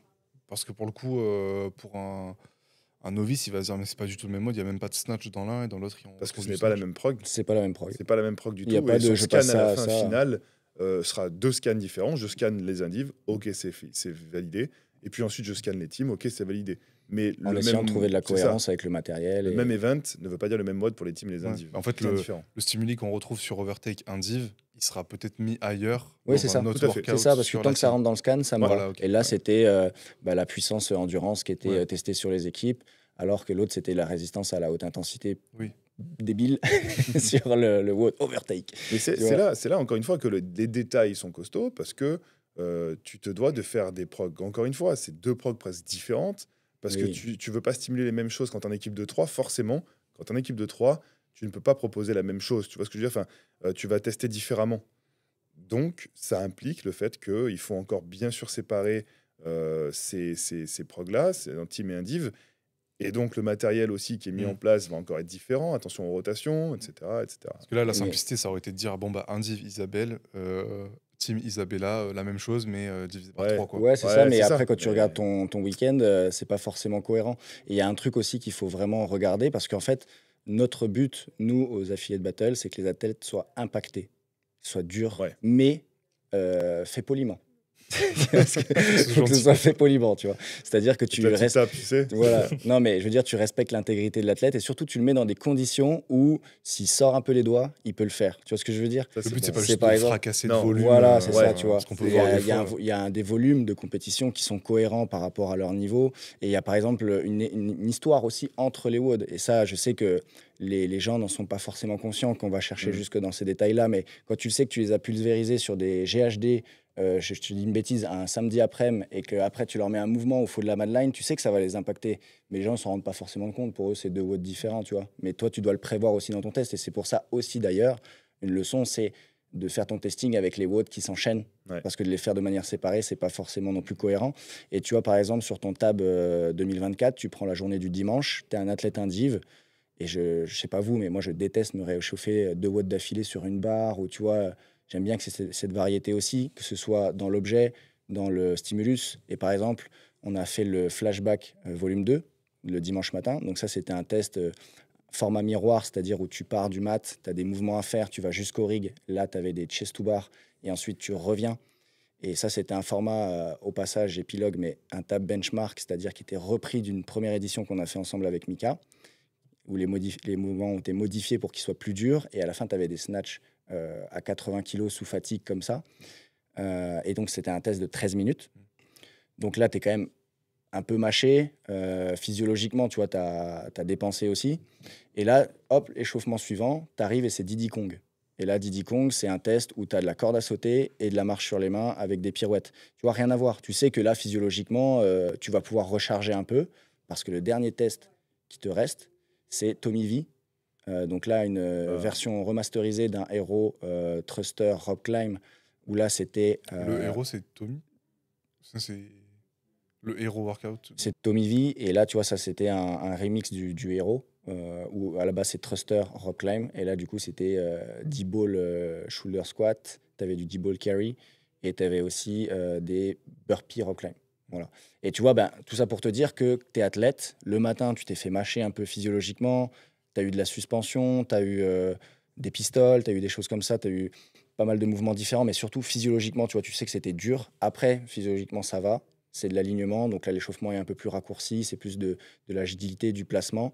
Et après, tu te reprépares pour de la résistance à la haute intensité sur la fin de journée. Tu vois, il faut que tu écrives une histoire comme ça aussi de WOD en WOD. Pour que toujours l'athlète, en fait, il ait le choix. En vrai, tu as pu recharger physiologiquement avec le Diddy Kong. Donc maintenant, montre-nous sur Tommy V. C'est ça qui est cool, c'est que tu cherches à presque à donner une reward à l'athlète. Ouais. Tu sais, il faut qu'il soit fier de ce qu'il vient de pouvoir donner. Si tu te fais que rouler dessus, franchement, psychologiquement, bon, c'est difficile. Alors que s'il y a un côté, ouais, j'ai compris, j'y suis allé, j'ai pu m'exprimer, j'ai un reward à la fin, je suis fier de ça. Pour peu que tu aies gagné ton hit, on a introduit des médailles, tu vois. Franchement, c'était un moment vraiment sympa pour tout le monde. Tu vois, ça a vachement buzzé sur ce sujet-là. Donc, ça fait partie aussi d'une prog bien réfléchie, quoi. Et c'est toujours, on le répète encore et encore, c'est les maîtres entre subir et dominer, mais c'est eux qui doivent avoir un peu le choix. Et c'est à toi, en fait, par rapport au nombre d'athlètes que tu as pris, la connaissance de leur niveau et les tests que tu vas proposer qui vont leur permettre d'aller dans ce sens, quoi. Mika, tu nous abandonnes? Ouais, je vais devoir y aller. Par Pas de contre, souci. c'était un vrai plaisir d'avoir pu partager tout ça avec vous, d'avoir pu partager ça aussi à toute l'audience, parce que c'est un vrai taf. Je suis très fier de pouvoir collaborer avec Jo, qui est là depuis le début en réalité, qui suit de près en fait tout ça. Et donc, je te remercie, Jo, en direct encore une fois. C'est grâce à toi que cet événement il est incroyable, je le pense sincèrement. C'est vraiment gentil, mais moi je trouve que c'est vraiment grâce à toi parce que sans vouloir Arrêtez, faire un vous match allez nous faire pleurer. non, mais sans vouloir faire un match de ping-pong, mais tu vois, depuis 2016, je fais les affiliate battle. On ramène toujours 30, 40, 50 athlètes par édition et on n'en a manqué aucune. Et à chaque fin d'édition, j'allais voir Mika, qui était à l'époque dans son petit bureau au-dessus de Pure Taste pour Ouais. le scoring. Et je lui faisais un retour, en fait. Et en fait, ce qui m'a choqué, comparé à d'autres types de communication que j'ai pu avoir, mais il a toujours été à l'écoute et toujours se dit, essayer d'écouter ce qu'il pouvait en tirer, tu vois, pour améliorer l'année suivante. Et je me suis dit, mais avec un mec comme ça et une équipe comme ça, en fait, tu peux faire que mieux d'année en année, tu vois. Et c'est vraiment ce qui m'a donné confiance, parce qu'en vrai, tu vois, je me sentirais pas de faire ça à cette échelle-là ailleurs. Tu vois, vraiment. Donc, merci à toi pour toute la confiance. Et du coup, c'est quelque chose qui se transmet dans toute l'équipe, tu vois. Donc, c'est cool. C'est clair. On est loin d'avoir fini le jeu. Le jeu. C'est clair. Il y a encore des boss à battre, tu vois. Il y a encore des... Tu vois, il va se passer tellement de choses. Il y a encore des épreuves qu'on va devoir encore plus dominer, tu vois, pour arriver à faire que l'événement soit de plus en plus fou. Le sport du CrossFit évolue et on va évoluer avec, tout en restant sur des choses que les gens adorent, tu vois. Et c'est ce que j'aime d'ailleurs, tu vois, c'est qu'on cherche pas à battre d'autres événements. C'est en fait, on s'envenime tous les uns entre les autres, tu vois, t'en fais partie maintenant. Et c'est juste ça qui nous motive, ça crée une inertie pour aller C'est plus toujours loin. le but, c'est de me poser la question à la fin, mais qui fait ça en fait? Ouais. Qui fait ça, de toujours aller chercher le plus et je pense qu'on est tous dans la même dynamique ici, donc c'est exceptionnel, que ce soit du point de vue média, événementiel, prog et tout, c'est toujours aller chercher plus haut, donc c'est génial. Par contre, là, ça fait un petit moment qu'on se félicite. On Ouais, va peut-être on va peut-être que t'es- peut-être arrêter quand même. Et d'ailleurs, pour conclure aussi, pour les gens qui nous écoutent, n'hésitez pas à nous faire des retours. Ouais. Je veux dire, voilà, des fois, c'est un podcast, hein, c'est de l'instantané. Donc, tu peux des fois dormir et te réveiller, te dire pourquoi j'ai dit ça. Ou, tu vois, il y a plein de choses comme ça. Donc, juste essayer d'être positif au maximum dans les commentaires, d'être constructif. Et on peut échanger. On n'est pas un compte qui va supprimer vos messages ou quoi que ce soit. C'est Mais clair. voilà, prenez Moi, juste ça- en compte que quand vous n'avez pas les deux pieds dans l'événementiel, évitez d'être agressif en commentaire. Juste essayer d'être dans l'échange et se dire qu'en final, on fait tout ça juste pour vivre des bons moments ensemble. Et il n'y a Comme pas de tu- raison, en fait. On est tous bien intentionnés, quoi. Comme tu l'as dit, hein, il y a pas de... Tu vois, on pourrait arrêter demain. Et pourtant, on est là et on veut faire mieux à chaque année pour proposer tu sais, une espèce d'émotion, tu vois, qui te sort de là. C'est pour ça qu'on le fait. Et je ne vais pas revenir sur ce que j'ai dit au podcast précédent. Mais il n'y a que ce partage-là, finalement, qui va nous intéresser. Là, à un moment ou à un autre aussi, pendant ces 3 jours, il faut que ce soit une fête, tu vois. Il faut que les gens viennent avec le smile. Moi, je veux qu'ils repartent avec le smile. On va tout faire pour que ce soit le cas. Et heureusement que c'est 3 jours maintenant, parce que 2 jours, ça passait tellement vite. Ouais. Ça Tu vois, par commençait, exemple, c'était moi, fini. c'était non, 2 jours. C'est Jo qui m'a dit, mais non, mais on peut plus faire ça. Tu vois, on est devenu trop gros. Ok, bon, j'aurais pas fait ça. En fait, il a entièrement raison. Mais 3 jours parce que on a de quoi faire kiffer les gens sur un 3e jour et de valider un RTT, une nuit en plus Oui. au Airbnb. Tu vois, enfin, Mika, il pense à tout ça aussi et toute l'équipe. Et Et c'est pour ça que finalement, tu vois, ton événement, il monte petit à petit et il faut pas aller trop vite, comme je disais la dernière fois, s'imposer, tu sais, des fois s'auto-dire, moi, je suis ci, la compète de ci, de ça. Non, on a mis des années à passer à 3 jours parce qu'au départ, je trouve qu'on n'avait pas la légitimité de se dire non, nous, c'est 3 jours aussi. Non, petit à petit. Ok, maintenant, on commence à avoir de l'expérience, on sait ce qu'on propose, on le fait bien. Ok, on passe sur 3 jours. Et la compète, elle va évoluer comme ça de plein d'aspects, tu vois. Trop cool. Merci beaucoup, les gars. merci Théo. Merci. Merci Mika. Merci, les mecs. Merci. Jocelyn, on est le 21 février là. Quand est-ce que les WOD sont finalisés et prêts à sortir aux tables? Alors, les WOD sont commencés depuis novembre. Donc, en fait, il y a toute cette phase de testing, de brassage, de communication avec l'équipe sur différentes réunions, où on prend aussi, on fait le bilan des points positifs, points négatifs des années précédentes et on essaie d'améliorer, où on essaie de créer du contexte aussi avec ce qui va être mis en place en termes de décor, de show, son et lumière, etc. Donc, après, il y a ces différents week-ends de testing. Et à partir de là, en fait, c'est là où il ne faut pas se précipiter. Dans le sens où quand tu te remets dedans une deuxième fois, après avoir... Là, tu vois, mon test est dessiné. Un div, team. Le test est vraiment... je connais les stimulus, les mouvements, les noms, les flows des WOD, etc. Par contre, il faut juste attendre aussi la fin des qualifiers. C'est pour ça que c'est très intéressant de les avoir en février aussi, pour savoir exactement quel type d'athlète, enfin quel athlète tu vas avoir sur le floor, pour mieux te représenter. Et ensuite, c'est là où tu bombardes. Et en fait, là, tu deviens, entre guillemets, un architecte d'intérieur, tu vois. Ça y est, t'as fait ta construction globale, maintenant tu vas peaufiner, quoi. Ouais, Les charges, et là, les il faut que reps. tu gardes vraiment toutes les données en tête parce qu'il faut que tu gardes toutes les données de Elite, Teen, Master 35, 40, 45, Team, les différents combos, etc. Pour être pertinent et pas faire des testings pour rien. Parce que tu fais un testing une semaine, tu reviens la semaine d'après, tu n'as plus exactement les temps à la rep, les enchaînements, les détails, tu vois, en tête. Et là, du coup, il faut que tu organises. Là, tu sais que tu as une bonne grosse partie de ta semaine qui est vraiment dédiée à ça. Ensuite, tu as tes 2 week-ends de testing qui arrivent, où vraiment là, tu as organisé tes troupes. Avec Mika, on va essayer de prévoir un petit repas aussi, tu vois, le midi, ce genre de choses. Et du coup, là, tu essayes vraiment d'aller dans le plus profond des détails parce que ce sera très dur de s'y remettre. Et globalement, l'objectif est de tout sortir fin mars. Ok. Voilà. Mais après, Donc sortir que les tout WOD, soit calé dans un Google Sheet, c'est c'est fini, ça. on y Là, il y touche a plus. déjà toute la liste du matériel qui est fait. Tout ça, tout est déjà bloqué là-dessus parce qu'il y a des commandes à faire à droite, à gauche et notamment avec notre partenaire CrossLifter où il faut avoir un petit peu d'avance. Et ensuite, du coup, après ça, il y a aussi toute l'écriture des flows, enfin les floor plans, l'écriture des flows, revisiter toutes les charges, si c'est cohérent, mais aussi pour la zone warm-up avec la team build, les rotations, tout ça. La team judge, est-ce qu'ils sont dans de bonnes conditions, tout ça. La team scoring, tu mets un tie break là, mais est-ce que c'est vraiment possible, etc. Donc en fait, après, tu vois, il faut que tu refasses tout le tour de différentes délégations. Et tu as encore pas mal de choses à faire en fait quand les WOD sont terminés. Ouais. L'année dernière, tu as fait des choix quand même assez ambitieux. Moi, je connais le concept de volume fonctionnel et je vois que. Enfin, je vois ce que c'est. Peut-être tu peux le rappeler vite fait. Genre le volume fonctionnel pour les Bah, ring muscle up, par exemple. alors le volume fonctionnel, c'est plus par rapport à tes capacités de base en tant qu'athlète. C'est le volume qui te suffit pour t'entraîner et avoir un stimulus positif pour entretenir ou progresser si tu le dépasses. Après, tu as le volume de compétition Ouais, c'est ça plutôt. où là, c'est plus, entre guillemets, la tendance parce que des fois, c'est des tendances, hein, parce que d'un coup, ils te sortent Ouais. 150 GHD sit-up du chapeau pour un 180 quarter même. final. Ouais, c'était C'était 180 180, c'était avec les horrible. ropes là et les Et les pistoles. pistoles. Et du coup, C'était un truc de c'était ouf. 180 pistoles Et aussi. ça justement, bah, le but, c'est de faire d'avoir une corrélation entre le volume de compétition et ton volume fonctionnel, Oui, tu vois. Et là, il y en avait 0. Du coup, tout le monde a fini avec des euh, déchireurs. coupé en 2. Et, euh, et du coup, la question de base, pardon, c'était. Non, mais en gros, par exemple, globalement, le volume que tu retrouves sur des compétitions de ring muscle up, ça va être autour de 30, on va dire quelque chose comme ça. Ouais, c'est ça. Au semi-final, par exemple, tu avais des 60 reps. Ouais. Voilà.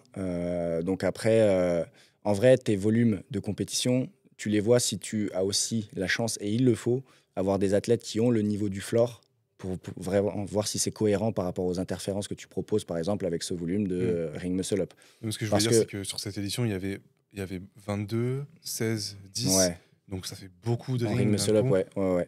Et tu Et as choisi, du coup, de pousser le curseur sur ce volume de ring muscle up, alors que le volume habituel qu'on rencontre sur un WOD, pour un athlète de niveau, genre quart de finale, ça va être plus autour de 30 si on se base sur les tests des c'est années ça, mais là, précédentes. sur les élites, on était quand même, 22, 16, 10, c'était 22 et 16, Un peu 38. plus de 50. Ouais, un peu. 52. Ouais. On va pas passer pour des débiles, attends. Vous pouvez couper ça, s'il vous plaît. J'ai plus assez de glucides. 48. On était sur 48 ring muscle up avec une petite interférence. C'était engagé, mais c'était tout l'intérêt du WOD, en fait, d'arriver à ne pas breaker, etc. quoi. Ok. Et oui, donc tu voulais carrément les repousser vraiment à cette limite C'est faut surtout pas que je descende parce que je sais que je perds déjà le temps de ma rep, Ouais, c'est ça. plus le temps de faire le tour. Et celui-là, par exemple, il est très dur dans le testing parce qu'entre les différentes catégories, mais aussi les variations entre hommes et femmes, là, tu sais que pour ce WOD-là, une fois que tu as le bon, une fois que tu veux garder ce schéma-là et que tu es juste en train de jouer sur les volumes de compétition, là, il faut que tu le testes vraiment par tout le monde et plusieurs fois. Et c'est là où, tu vois, tu peux mettre quelques reps de plus qui imposent un break en plus à tout le monde qui va devoir faire le tour. Donc le break, il te coûte, je vais pas dire une bêtise, mais tu vois, 30 secondes. Et là, tu peux peut-être sortir de ta timeline pour un bon grand nombre. Ouais. Mais c'est aussi pour ça, tu vois, où il y a des décisions à prendre et un peu de finesse à apporter, de le mettre par exemple un dimanche matin, parce que tu sais que c'est pas forcément le WOD qui amène le plus de spectacles. Et c'est des WOD où, comme on l'avait déjà dit, où je peux me permettre peut-être d'avoir que 30% de réussite pour dire, les gars, pensez aussi à vous entraîner encore plus hard pour l'année prochaine pour les affiliate battle. Et du coup, si tu n'as pas forcément 80% de réussite, bon, bah, c'est justifié aussi par le fait que c'était polarisé sur quelque chose. Voilà. Et du coup, tu es le dimanche matin. Et par exemple, pour les teams, je le savais qu'il était très, très dur à terminer, mais c'était prévu de base. Et en fait, je me dis, bon, quoi qu'il arrive, je préfère qu'il soit plus dur. C'est un dimanche matin et que les teams, elles puissent avoir 11 minutes, parce que c'était 11 minutes de time cap, et ne pas finir, tu vois, mais au moins elles ont wodé pendant 11 minutes et les meilleurs finissent un peu avant, que plutôt que les meilleurs finissent en 7 minutes 30 et que les autres terminent en 10-30. Tu vois ce que je veux dire? Ouais, je comprends. Voilà. Et pareil pour ce fameux ladder clean qui était l'événement exceptionnel du week-end l'année dernière. Enfin, c'était un truc de ouf. Mais c'est toujours de toute façon là où il y a le plus de public et tout. Je l'ai vu même au Wodapalooza, à toutes les compétitions. Euh, Qu'est-ce qui t'a indiqué que la dernière barre pour les hommes, elle devait être à 145 et à 95 pour les femmes? Bah là, c'est là où, encore une fois, il faut avoir les deux pieds dans le CrossFit depuis un certain temps et être très observateur sur ce qui se passe sur d'autres compétitions, entraîner des athlètes qui ont le niveau de la compétition ou alors juste inférieur à la compétition, tu vois, mais très proche, pour qu'en fait, déjà de base, ton curseur il soit placé au bon endroit. Et après, encore une fois, c'est les testings. Mais de manière générale, il faut toujours peut-être revoir très légèrement à la baisse, tu vois, plutôt que de se dire, ouais, c'est des élites, je leur mets 155 et celui qui arrive sur l'extra lift, c'est un monstre. Mais au final, il y en a 5 qui ont été sur l'extra lift dans l'après-midi. Alors que là, il y a beaucoup, beaucoup de monde qui arrivait quand même sur l'extra lift et qui avait ce moment un peu de gloire et qui pouvait encore pousser la chose, soit en augmentant la charge sur les indives, soit en poussant les front squats sur les teams. Mm. Et tu vois, sur les teams, bah, tu arrives aussi à un moment donné où tu veux leur laisser quand même l'opportunité d'avoir chacun leur mouvement en même temps. Ils sont en train de woder à côté, ça fait des gros front squats, ça balance des postillons à droite, à gauche, juste tout le monde est un peu plus sur le front rack. Mais tu n'as qu'un juge par personne, tu vois. Donc tu peux pas forcément au niveau, pardon, c'était même pas au niveau des juges, c'était au niveau de la team build. Parce que là, il y avait des enchaînements qui étaient très rapides. Si à chaque fois, en fait, l'athlète choisit sa charge, tu vois ce que je veux dire? La team build a 20 secondes, entre guillemets, pour remettre le setup pour l'athlète qui arrive juste après. Donc, en fait, c'est pour ça que la charge restait constante pour les équipes et que, du coup, il y avait une variation sur les front squats. Et après, cette variation sur les front squats, qui était différente des indives, du coup, là, ça faisait vraiment de la force endurance Ouais. sur le pattern de squat. Il y en a qui étaient deg d'ailleurs de ne pas avoir leur maxo clean Eh à la ouais, fin. mais je peux comprends, pas mais tout en faire. soi, non, oui, c'est ça, on peut pas tout faire, mais ça restait quand même logique, ça restait beau.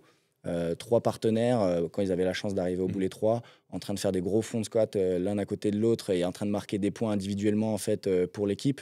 Et à côté, bah, bien sûr, dans ton scan compétition team, tu sais que ça, faut le prendre en plus en compte parce que eux, ils ont déjà exprimé de la force endurance sur le squat. Ouais, ça, les gens, en fait, on comprennent pas forcément cette réflexion qu'il y a derrière. Mm. Ils vont juste se dire ah putain, je suis deg de pas avoir mon. Ouais, c'est ça, mais Mon bah, max. pensez-y aussi, c'est que il y a toute une équipe derrière, et là, il y avait des rotations qui étaient très rapides, et une team build, on peut leur demander beaucoup de choses, mais vous arrivez, vous mettez 130, l'autre met 125, l'autre, et voilà, et tu as l'équipe d'après qui arrive, et il faut qu'on soit sûr qu'ils soient dans de bonnes conditions, qu'ils aient le même temps que les autres pour pouvoir arriver à faire leur performance. Et ça doit rester le curseur principal, que tout le monde soit dans les mêmes conditions. Sur Parnas Stamina, par exemple, on attaque la compétition par un vote de 18 minutes. Alors déjà, c'est long pour un vote de compétition. C'est vrai qu'on voit beaucoup de compétitions où ça gravite maximum à 12-13 minutes pour justement laisser le temps à toutes les hits de passer. Ce WOD, il est intéressant dans sa construction parce que tu mets 30 secondes de reste au milieu, 36, 24, 12 au début, wall ball shot, curl row et single arm dumbbell devil press. Et après, on reprend de 9 à 18 avec des heavy single under, 24 curl row et 12 single arm devil deadlift. Moi, j'aime toujours savoir comment tu arrives à ça à la fin. C'est-à-dire, qu'est-ce qui t'inspire pour le schéma de rep, pour les mouvements, Ouais. comment tu réfléchis? Mais en fait, si tu veux, de manière générale, je trouve qu'on se débarrasse un petit peu de l'aspect énergétique avec du monostructural sur les compétitions. Tu vois ce que je veux C'est-à-dire? dire? Bah, souvent, tu vas avoir un 5K run, tu vas avoir ce genre de choses. Parce que ce qui est cool, c'est que tout le monde court en même temps. C'est un peu plus simple. Bon, des fois, c'est dur en termes de logistique, mais tu n'as pas un juge par personne. Oui. Donc, c'est un peu plus facile à mettre en place sur certains points. Et du coup, bon, bah voilà, tu t'es dit, OK, là, dans mon Au moins, testing, tu dis, la ma team partie, build tranquille. voilà, ma partie énergétique, résistance à l'intensité modérée est testée. Mais j'aime bien aussi qu'on teste cette résistance à l'intensité modérée version CrossFit. Donc avec quand même des mouvements, mais pas assez impactants pour que ton énergétique ne puisse pas s'exprimer. Et du coup, même au-delà de ça, j'ai envie d'essayer même le WOD, entre guillemets, où tu vois 18 minutes, bon, un vendredi, tu sais que tu vas pas forcément le regarder dans le public, il n'y a pas forcément de public le vendredi. J'ai quand même envie de lui donner une petite âme, tu vois, un petit truc en plus, tu vois, un petit truc qui te dit, vas-y, ça, j'ai envie de le tester, tu vois. Et ce sera encore le cas cette année. Euh, et là, du coup, c'était avec un format drop set où tu avais un triplet et les mouvements changeaient, étaient plus simples. Et en fait, ils étaient moins impactants, les mouvements de la deuxième partie. Oui. Tu vois, parce que tu passes du devil press au devil deadlift, tu passes des wall balls à la corde. Et du coup, en fait, tu peux encore pousser le pace. Et c'est ça que j'apprécie. Après les 30 secondes, on peut en soi s'en passer ou non, mais ça permet aussi à Yannick, tu vois, de faire un petit... C'est là où c'est intéressant, c'est que tout n'est pas programmation. Tu vois aussi l'événement qu'il y a autour. Et tu te Ouais. dis, OK, ça permet à tout le monde de reset, eux de changer d'espace. C'est ça, tu vois, parce que du coup, il y avait quand même un mini flow, même si tu peux pas forcément mettre un flow sur ce type de WOD, mais avec la dumbbell qui avance, donc tu vois un peu, tu as le temps de regarder au milieu, même si tout le monde est dans la sauce, tu vois, qui en est où. Tu as Yannick qui peut dire un tel, tu vois, remettre un petit coup de chaud par-dessus. Et il y a aussi le juge qui, lui, peut s'adapter parce qu'il y a un changement de mouvement. Donc, OK, là, il faut que les wall balls, ils se transforment en single, tu vois. Oui, oui. Et ça permet à tout le monde, en fait, d'avoir un petit point positif. Donc, à partir de là, la décision est posée, puisque ça reste cohérent. Super intéressant. C'est vraiment de voir à quel point, en fait, tout est imbriqué. Et c'est pas qu'une question d'effort de l'athlète, c'est vraiment une question de C'est ça. global. Et il y a aussi c'est un autre point, tu vois, parce que je veux donner encore du sens à ce test. C'est que déjà, comme je l'ai dit, la coloration que moi j'amène à la définition du CrossFit compétition, on va dire, c'est l'art de gérer l'interférence. Pour moi, ça, c'est le noyau dur C'est ta définition du CrossFit. Ouais, c'est ça, c'est cette capacité à rester lucide, à avoir cette intelligence motrice, à être une pieuvre en fait qui est capable de gérer différents stress à la fois. Et même, il me semble que c'est dans le level 2, même si ça fait longtemps que je l'ai passé, qui parle de de ce triplet en fait, tu vois, assez intense d'une certaine durée qui te permet de, voilà, on va dire par exemple aux Games aussi quand ils ont fait le WOD avec les snatch, les rope climb et la course. Ouais, le Tu vois, premier. ouais, voilà. C'était 2019, je crois. Ouais, l'année T'as- des cuts. Ou l'année des cuts. 2019, ouais. Et tu vois, pour eux, comme il y avait beaucoup de monde, ça, c'était ce qui était le plus représentatif. Donc, pour moi, ça, c'est le noyau dur. Ça ne veut pas dire que ce qu'il y a autour et qui est polarisé en sort, mais en tout cas, c'est le noyau dur. Et je trouve, je ne sais plus où je vais avec mes skis. Faut que tu Mais- rechasses. Hein Faut que tu rechasses. Il faut que je rechausse. Mais en soi, tu vois, ce test, de pouvoir proposer différents mouvements pour exprimer de l'énergétique, j'aime bien. Et aussi, il y a un deuxième aspect pour y donner du sens, c'est que c'était le même test pour tout le monde. Et c'est là où c'est ouf, parce que tu as un Karim, par exemple, à Sensi, qui est catégorie, j'allais lui faire des fleurs, le mettre en 40, mais il est en 45 plus, qui a battu des élites sur le WOD, tu vois. Et ça, c'est ouf. Il a, je crois, fait un top 20. Et même, par exemple, Pablo aussi a fait un super résultat. Merline, tu vois, tous ces gamins ont réussi à faire des... Ça fait au moins un comparatif sur le week-end, Ouais, comme c'est ça. aux Open, en fait, où tu peux Ouais. te dire, voilà, je suis à égalité avec. Et ça, on va le garder. Tu vois, parce Tu vas que... garder un vote comme ça qui sera identique, Ouais, toutes catégories confondues. ouais. À chaque fois, ce sera le premier. D'accord. Voilà. Donc là, le premier cette année, on peut le dire, c'est de l'endurance. Je Peut-être. peux lui donner une connotation différente et vous préparer une petite surprise. Ça peut être un truc croisé aussi. Tu vois, il peut y avoir quelque chose au milieu. Ça peut être un burger, ça peut être... voilà. Mais Un burger. un burger dans le sens où tu vas avoir une... Comme on avait mis les Burgers. C'était une Ok. première partie de WOD où tu avais un couplet. Celui-là était... J'ai bien aimé, en tout cas dans la construction. Tu avais une première partie de WOD où c'était hang snatch, hang squat snatch avec... Non, hang snatch, je sais plus. Hang snatch avec burpee sur un AMRAP. Ensuite, tu laissais ta barre où elle était, ton AMRAP où il était. Et là, tu avais un score dissocié de maximum de burpee, rope climb, legless. Ok. Et ensuite, tu reprenais ta barre pour ton deuxième score là où elle était et tu transformais le hang snatch en overhead squat. Et tu continuais ton score du coup. Voilà. Et du coup, c'est un burger parce que tu as une première partie, une deuxième et quelque chose au milieu. Voilà. D'accord. Et burgees, parce que c'est le jeu de mots entre burger et burpees, burgees. Mais je pense qu'il n'y a personne qui s'arrête sur ces détails, ça me fait un peu chier, mais moi, je me creuse la tête, je suis là. Mais en tout cas, voilà, c'est ça, tu as compris l'idée. En gros, c'est donner un maximum de sens pour que ça donne envie de se dépasser, quoi, tu vois. Et même sur ce premier WOD qui n'est pas forcément ultra excitant, de te dire que tu vas faire la même chose que tout le monde, déjà, ça donne une petite connotation en Voilà. plus. Et cette année, il y en aura encore une en plus. Ok. Qu'est-ce qu'on peut attendre en particulier cette édition 2025 par rapport à l'édition 2024 au niveau de la programmation? Attente de particulier, en gros, qu'on essaye encore une fois de donner du contexte au WOD. On a eu une idée aussi avec Mika sur un autre WOD. Et je sais pas, peut-être le garder pour un prochain podcast. Mais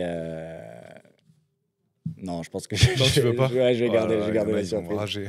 Non, je vais garder la surprise. Je vais laisser en tout cas Mika en parler en premier. Ok. Voilà.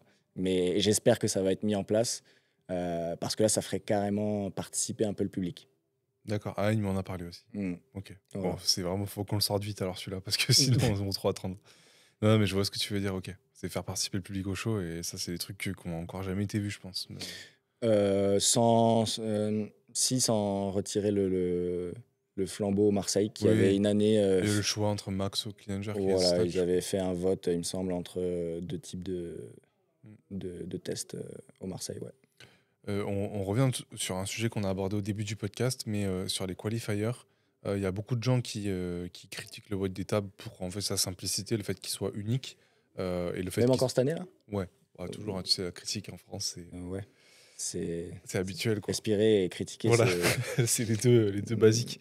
Non, mais il y a beaucoup de gens qui critiquent toujours, mais enfin, ce qu'on disait dans le dernier, peu importe ce que tu fais, de toute façon, la critique, elle vient juste se déplacer vers là où toi, tu n'as pas apporté forcément attention. Est-ce que tu penses qu'il y a des mouvements qui ne devraient pas être inclus dans des qualifiers? On dit tout le temps que les crossfitters, ils doivent être prêts à tout le temps, ce que tu disais sur les Marseille, par exemple. Ouais. Est-ce que tu penses que pour autant, il y a des mouvements qui devraient être exclus et réservés à la Tout finale? dépend aussi de la période à laquelle tu testes des athlètes. Là, encore une fois, les athlètes, ils sortent d'un off-season. Donc, c'est juste, est-ce que c'est judicieux est-ce que les athlètes que je veux sont forcément prêts à ce moment-là, tu vois, de la saison pour pouvoir s'exprimer et faire la différence? Ou est-ce que c'est celui qui aura eu de la chance de se dire, bon, bah, allez, sur mon off-season, je vais me prendre tous les jeudis 30 minutes pour travailler mes doubles crossovers? Ouais. En vrai, oui, tu vas me dire, bah ouais, mec, t'es un élite ou t'es telle catégorie, tu devrais le faire. Mais on sait très bien qu'on a tous du temps à prioriser et tu vas pas le faire forcément sur des doubles crossovers en janvier ou en décembre, tu vois. Donc il y a quand même beaucoup d'athlètes qui vont s'entraîner sur ça spécifiquement en avril, mai, juin et se donner 3 mois en fait pour arriver à les repasser sous interférence. Donc en fait, c'est juste un petit peu dommage, tu vois, de remettre des athlètes un peu sur le côté. Et alors que ça se trouve, ils auraient pu s'exprimer dans d'autres choses et se repréparer et être quand même cohérents sur la phase finale, tu vois. Ouais. Voilà, c'est juste ça. En plus, avec le petit décalage de la deadline, bah, ça fait en sorte que il y avait beaucoup de qualifiers. Donc, du coup, tu avais envie de terminer un peu les Marseille à ce moment-là pour te prioriser ensuite autre chose. Et là, tu te dis, bon, bah, tous ceux qui ont réappris un peu les crossovers, tu sais très bien que là, du coup, ça leur donne une semaine de plus. Donc, ils vont se réentraîner, refaire le test. Et du coup, ils vont réobtenir 20 reps, 25 reps de Oui. plus.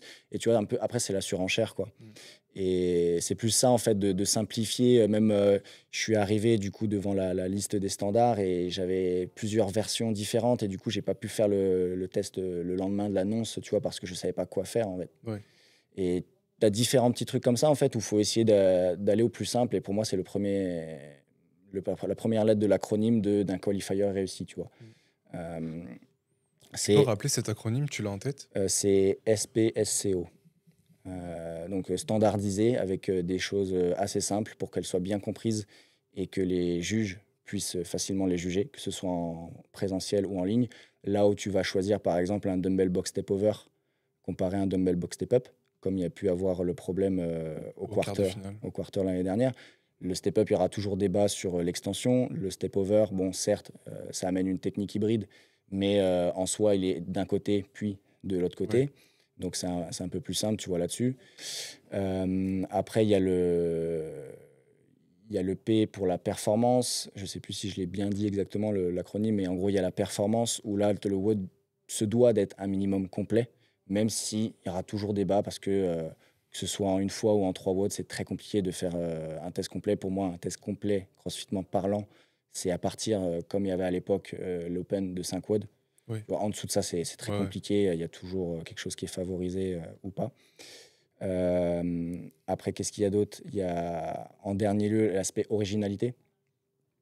Originalité, bah là par exemple, Alors après, ça n'a pas besoin d'être incroyable, tu vois, d'être exceptionnel, mais là, le fait qu'il n'y a jamais eu de handstand walk dans le qualifier a été amené par une personne qui a fait de la gymnastique à haut niveau, donc Vico étant jeune. Donc ça, c'est original dans le sens où Oui. ça a du sens. Euh, Après, il y a l'aspect show, parce que bah, vous avez fait un super taf aussi lors du qualifier en live.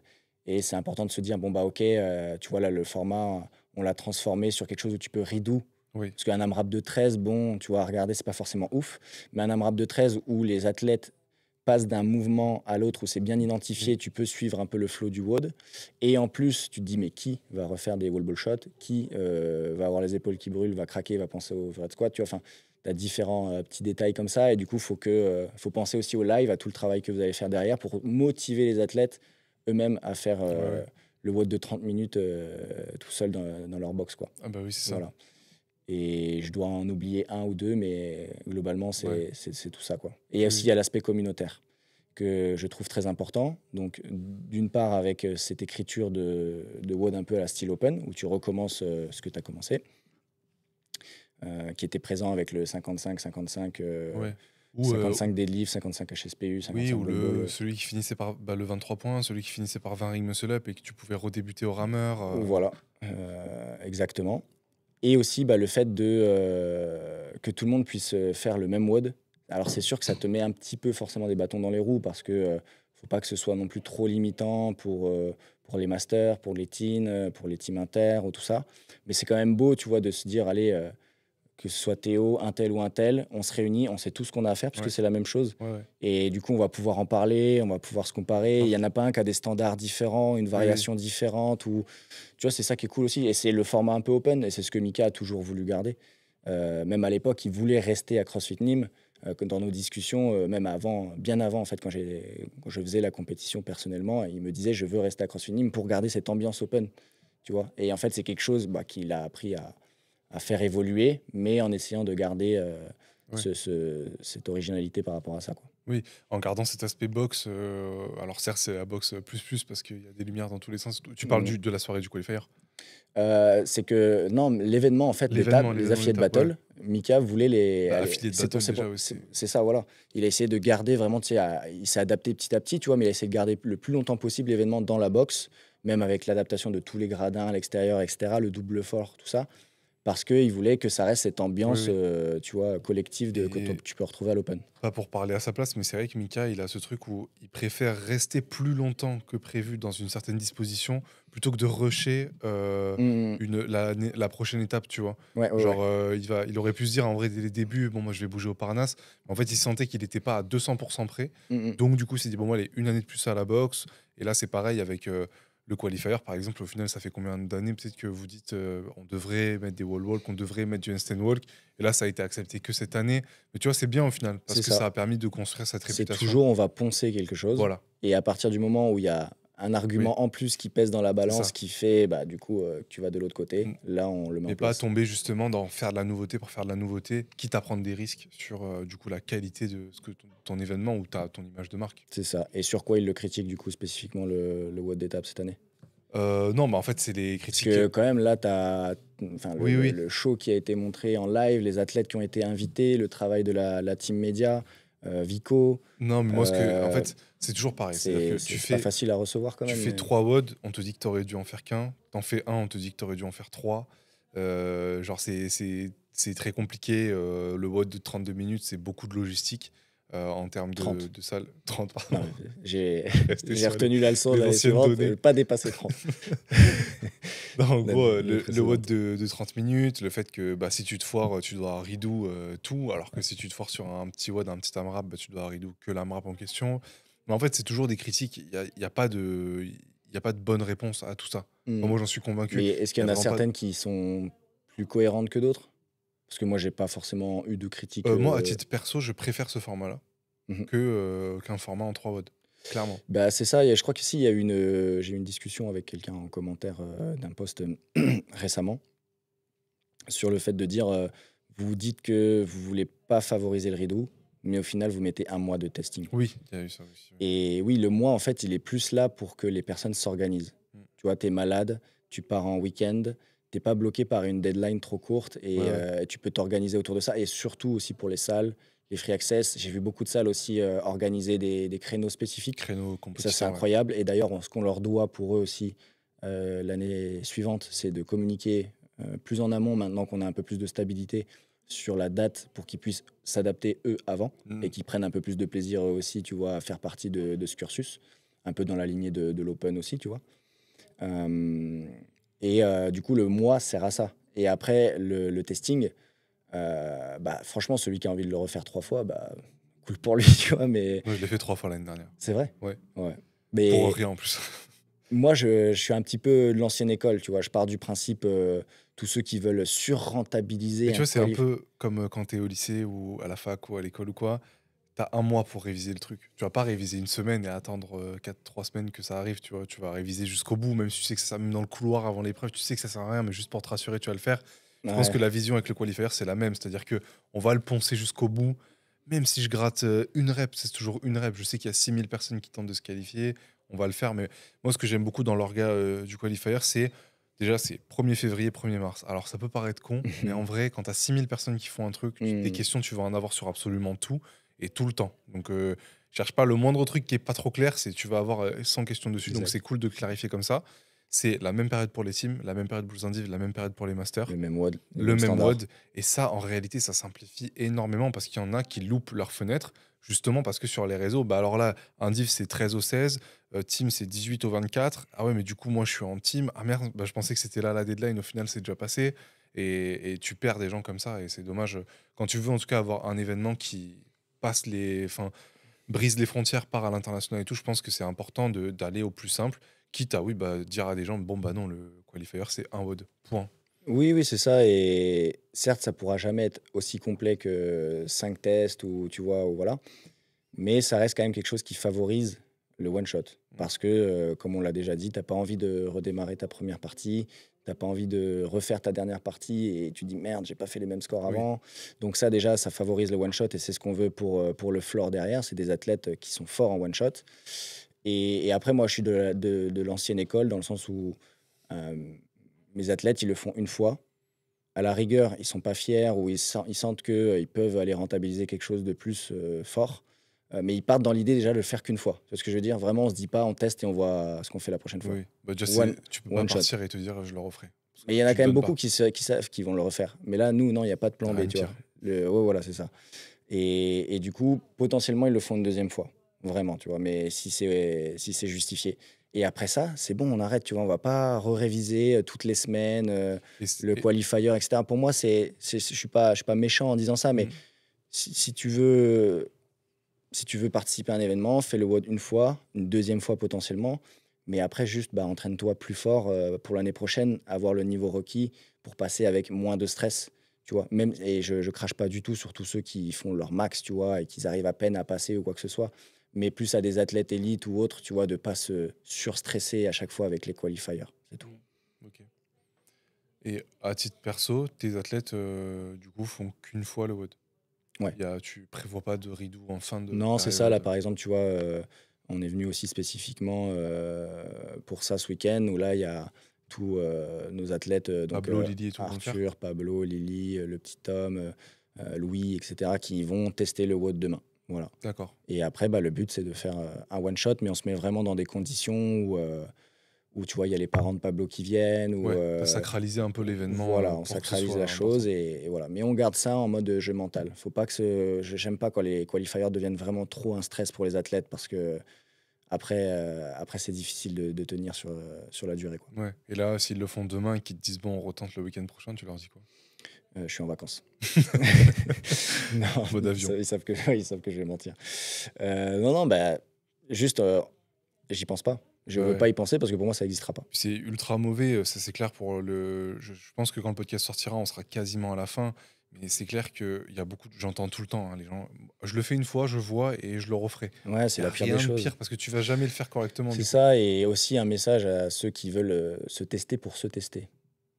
Vous savez, en fait, vous partez déjà avec une balle dans le pied. Ah oui. Malheureusement, parce qu'il y a des gens, ce qui fait vraiment la différence sur un qualifier, et d'autant plus sur un qualifier, vous êtes potentiellement seul dans votre box ou avec quelques personnes autour et vous n'êtes pas sur un floor avec de la musique, un speaker, 1000 personnes dans le public et tout, c'est à quel point vous rêvez de vous qualifier. Et peu importe la compétition, peu importe votre niveau, en fait, chacun son échelle de relativité. Et du coup, quand vous testez pour tester, vous avez déjà perdu, en fait. Mm. Parce qu'il y a des gens qui ont déjà beaucoup plus de motivation, que ce soit interne ou externe, à le faire. Ouais, il y a des gens qui le testent pour vraiment se détruire et aller au maximum. Ouais, mais ils en rêvent, c'est ça, c'est vraiment un objectif, c'est une finalité. Mm. Et du coup, voilà, se tester pour se tester, c'est risqué. Donc, mettez-vous au moins dans des bonnes conditions, même si je comprends que c'est important d'année en année de voir où on en est. Oui. Bon, bah, merci beaucoup pour cet échange. Merci à toi, On va Théo. clôturer là-dessus. Et puis, bah, on se voit du coup dans 2 semaines. On ressortira un nouvel épisode sur d'autres sujets cette fois. Merci à tous d'avoir écouté. N'hésitez pas à lâcher un commentaire, lâcher un like, s'abonner à la chaîne. C'est important pour que nous, déjà, on ait des retours sur ce qu'on fait.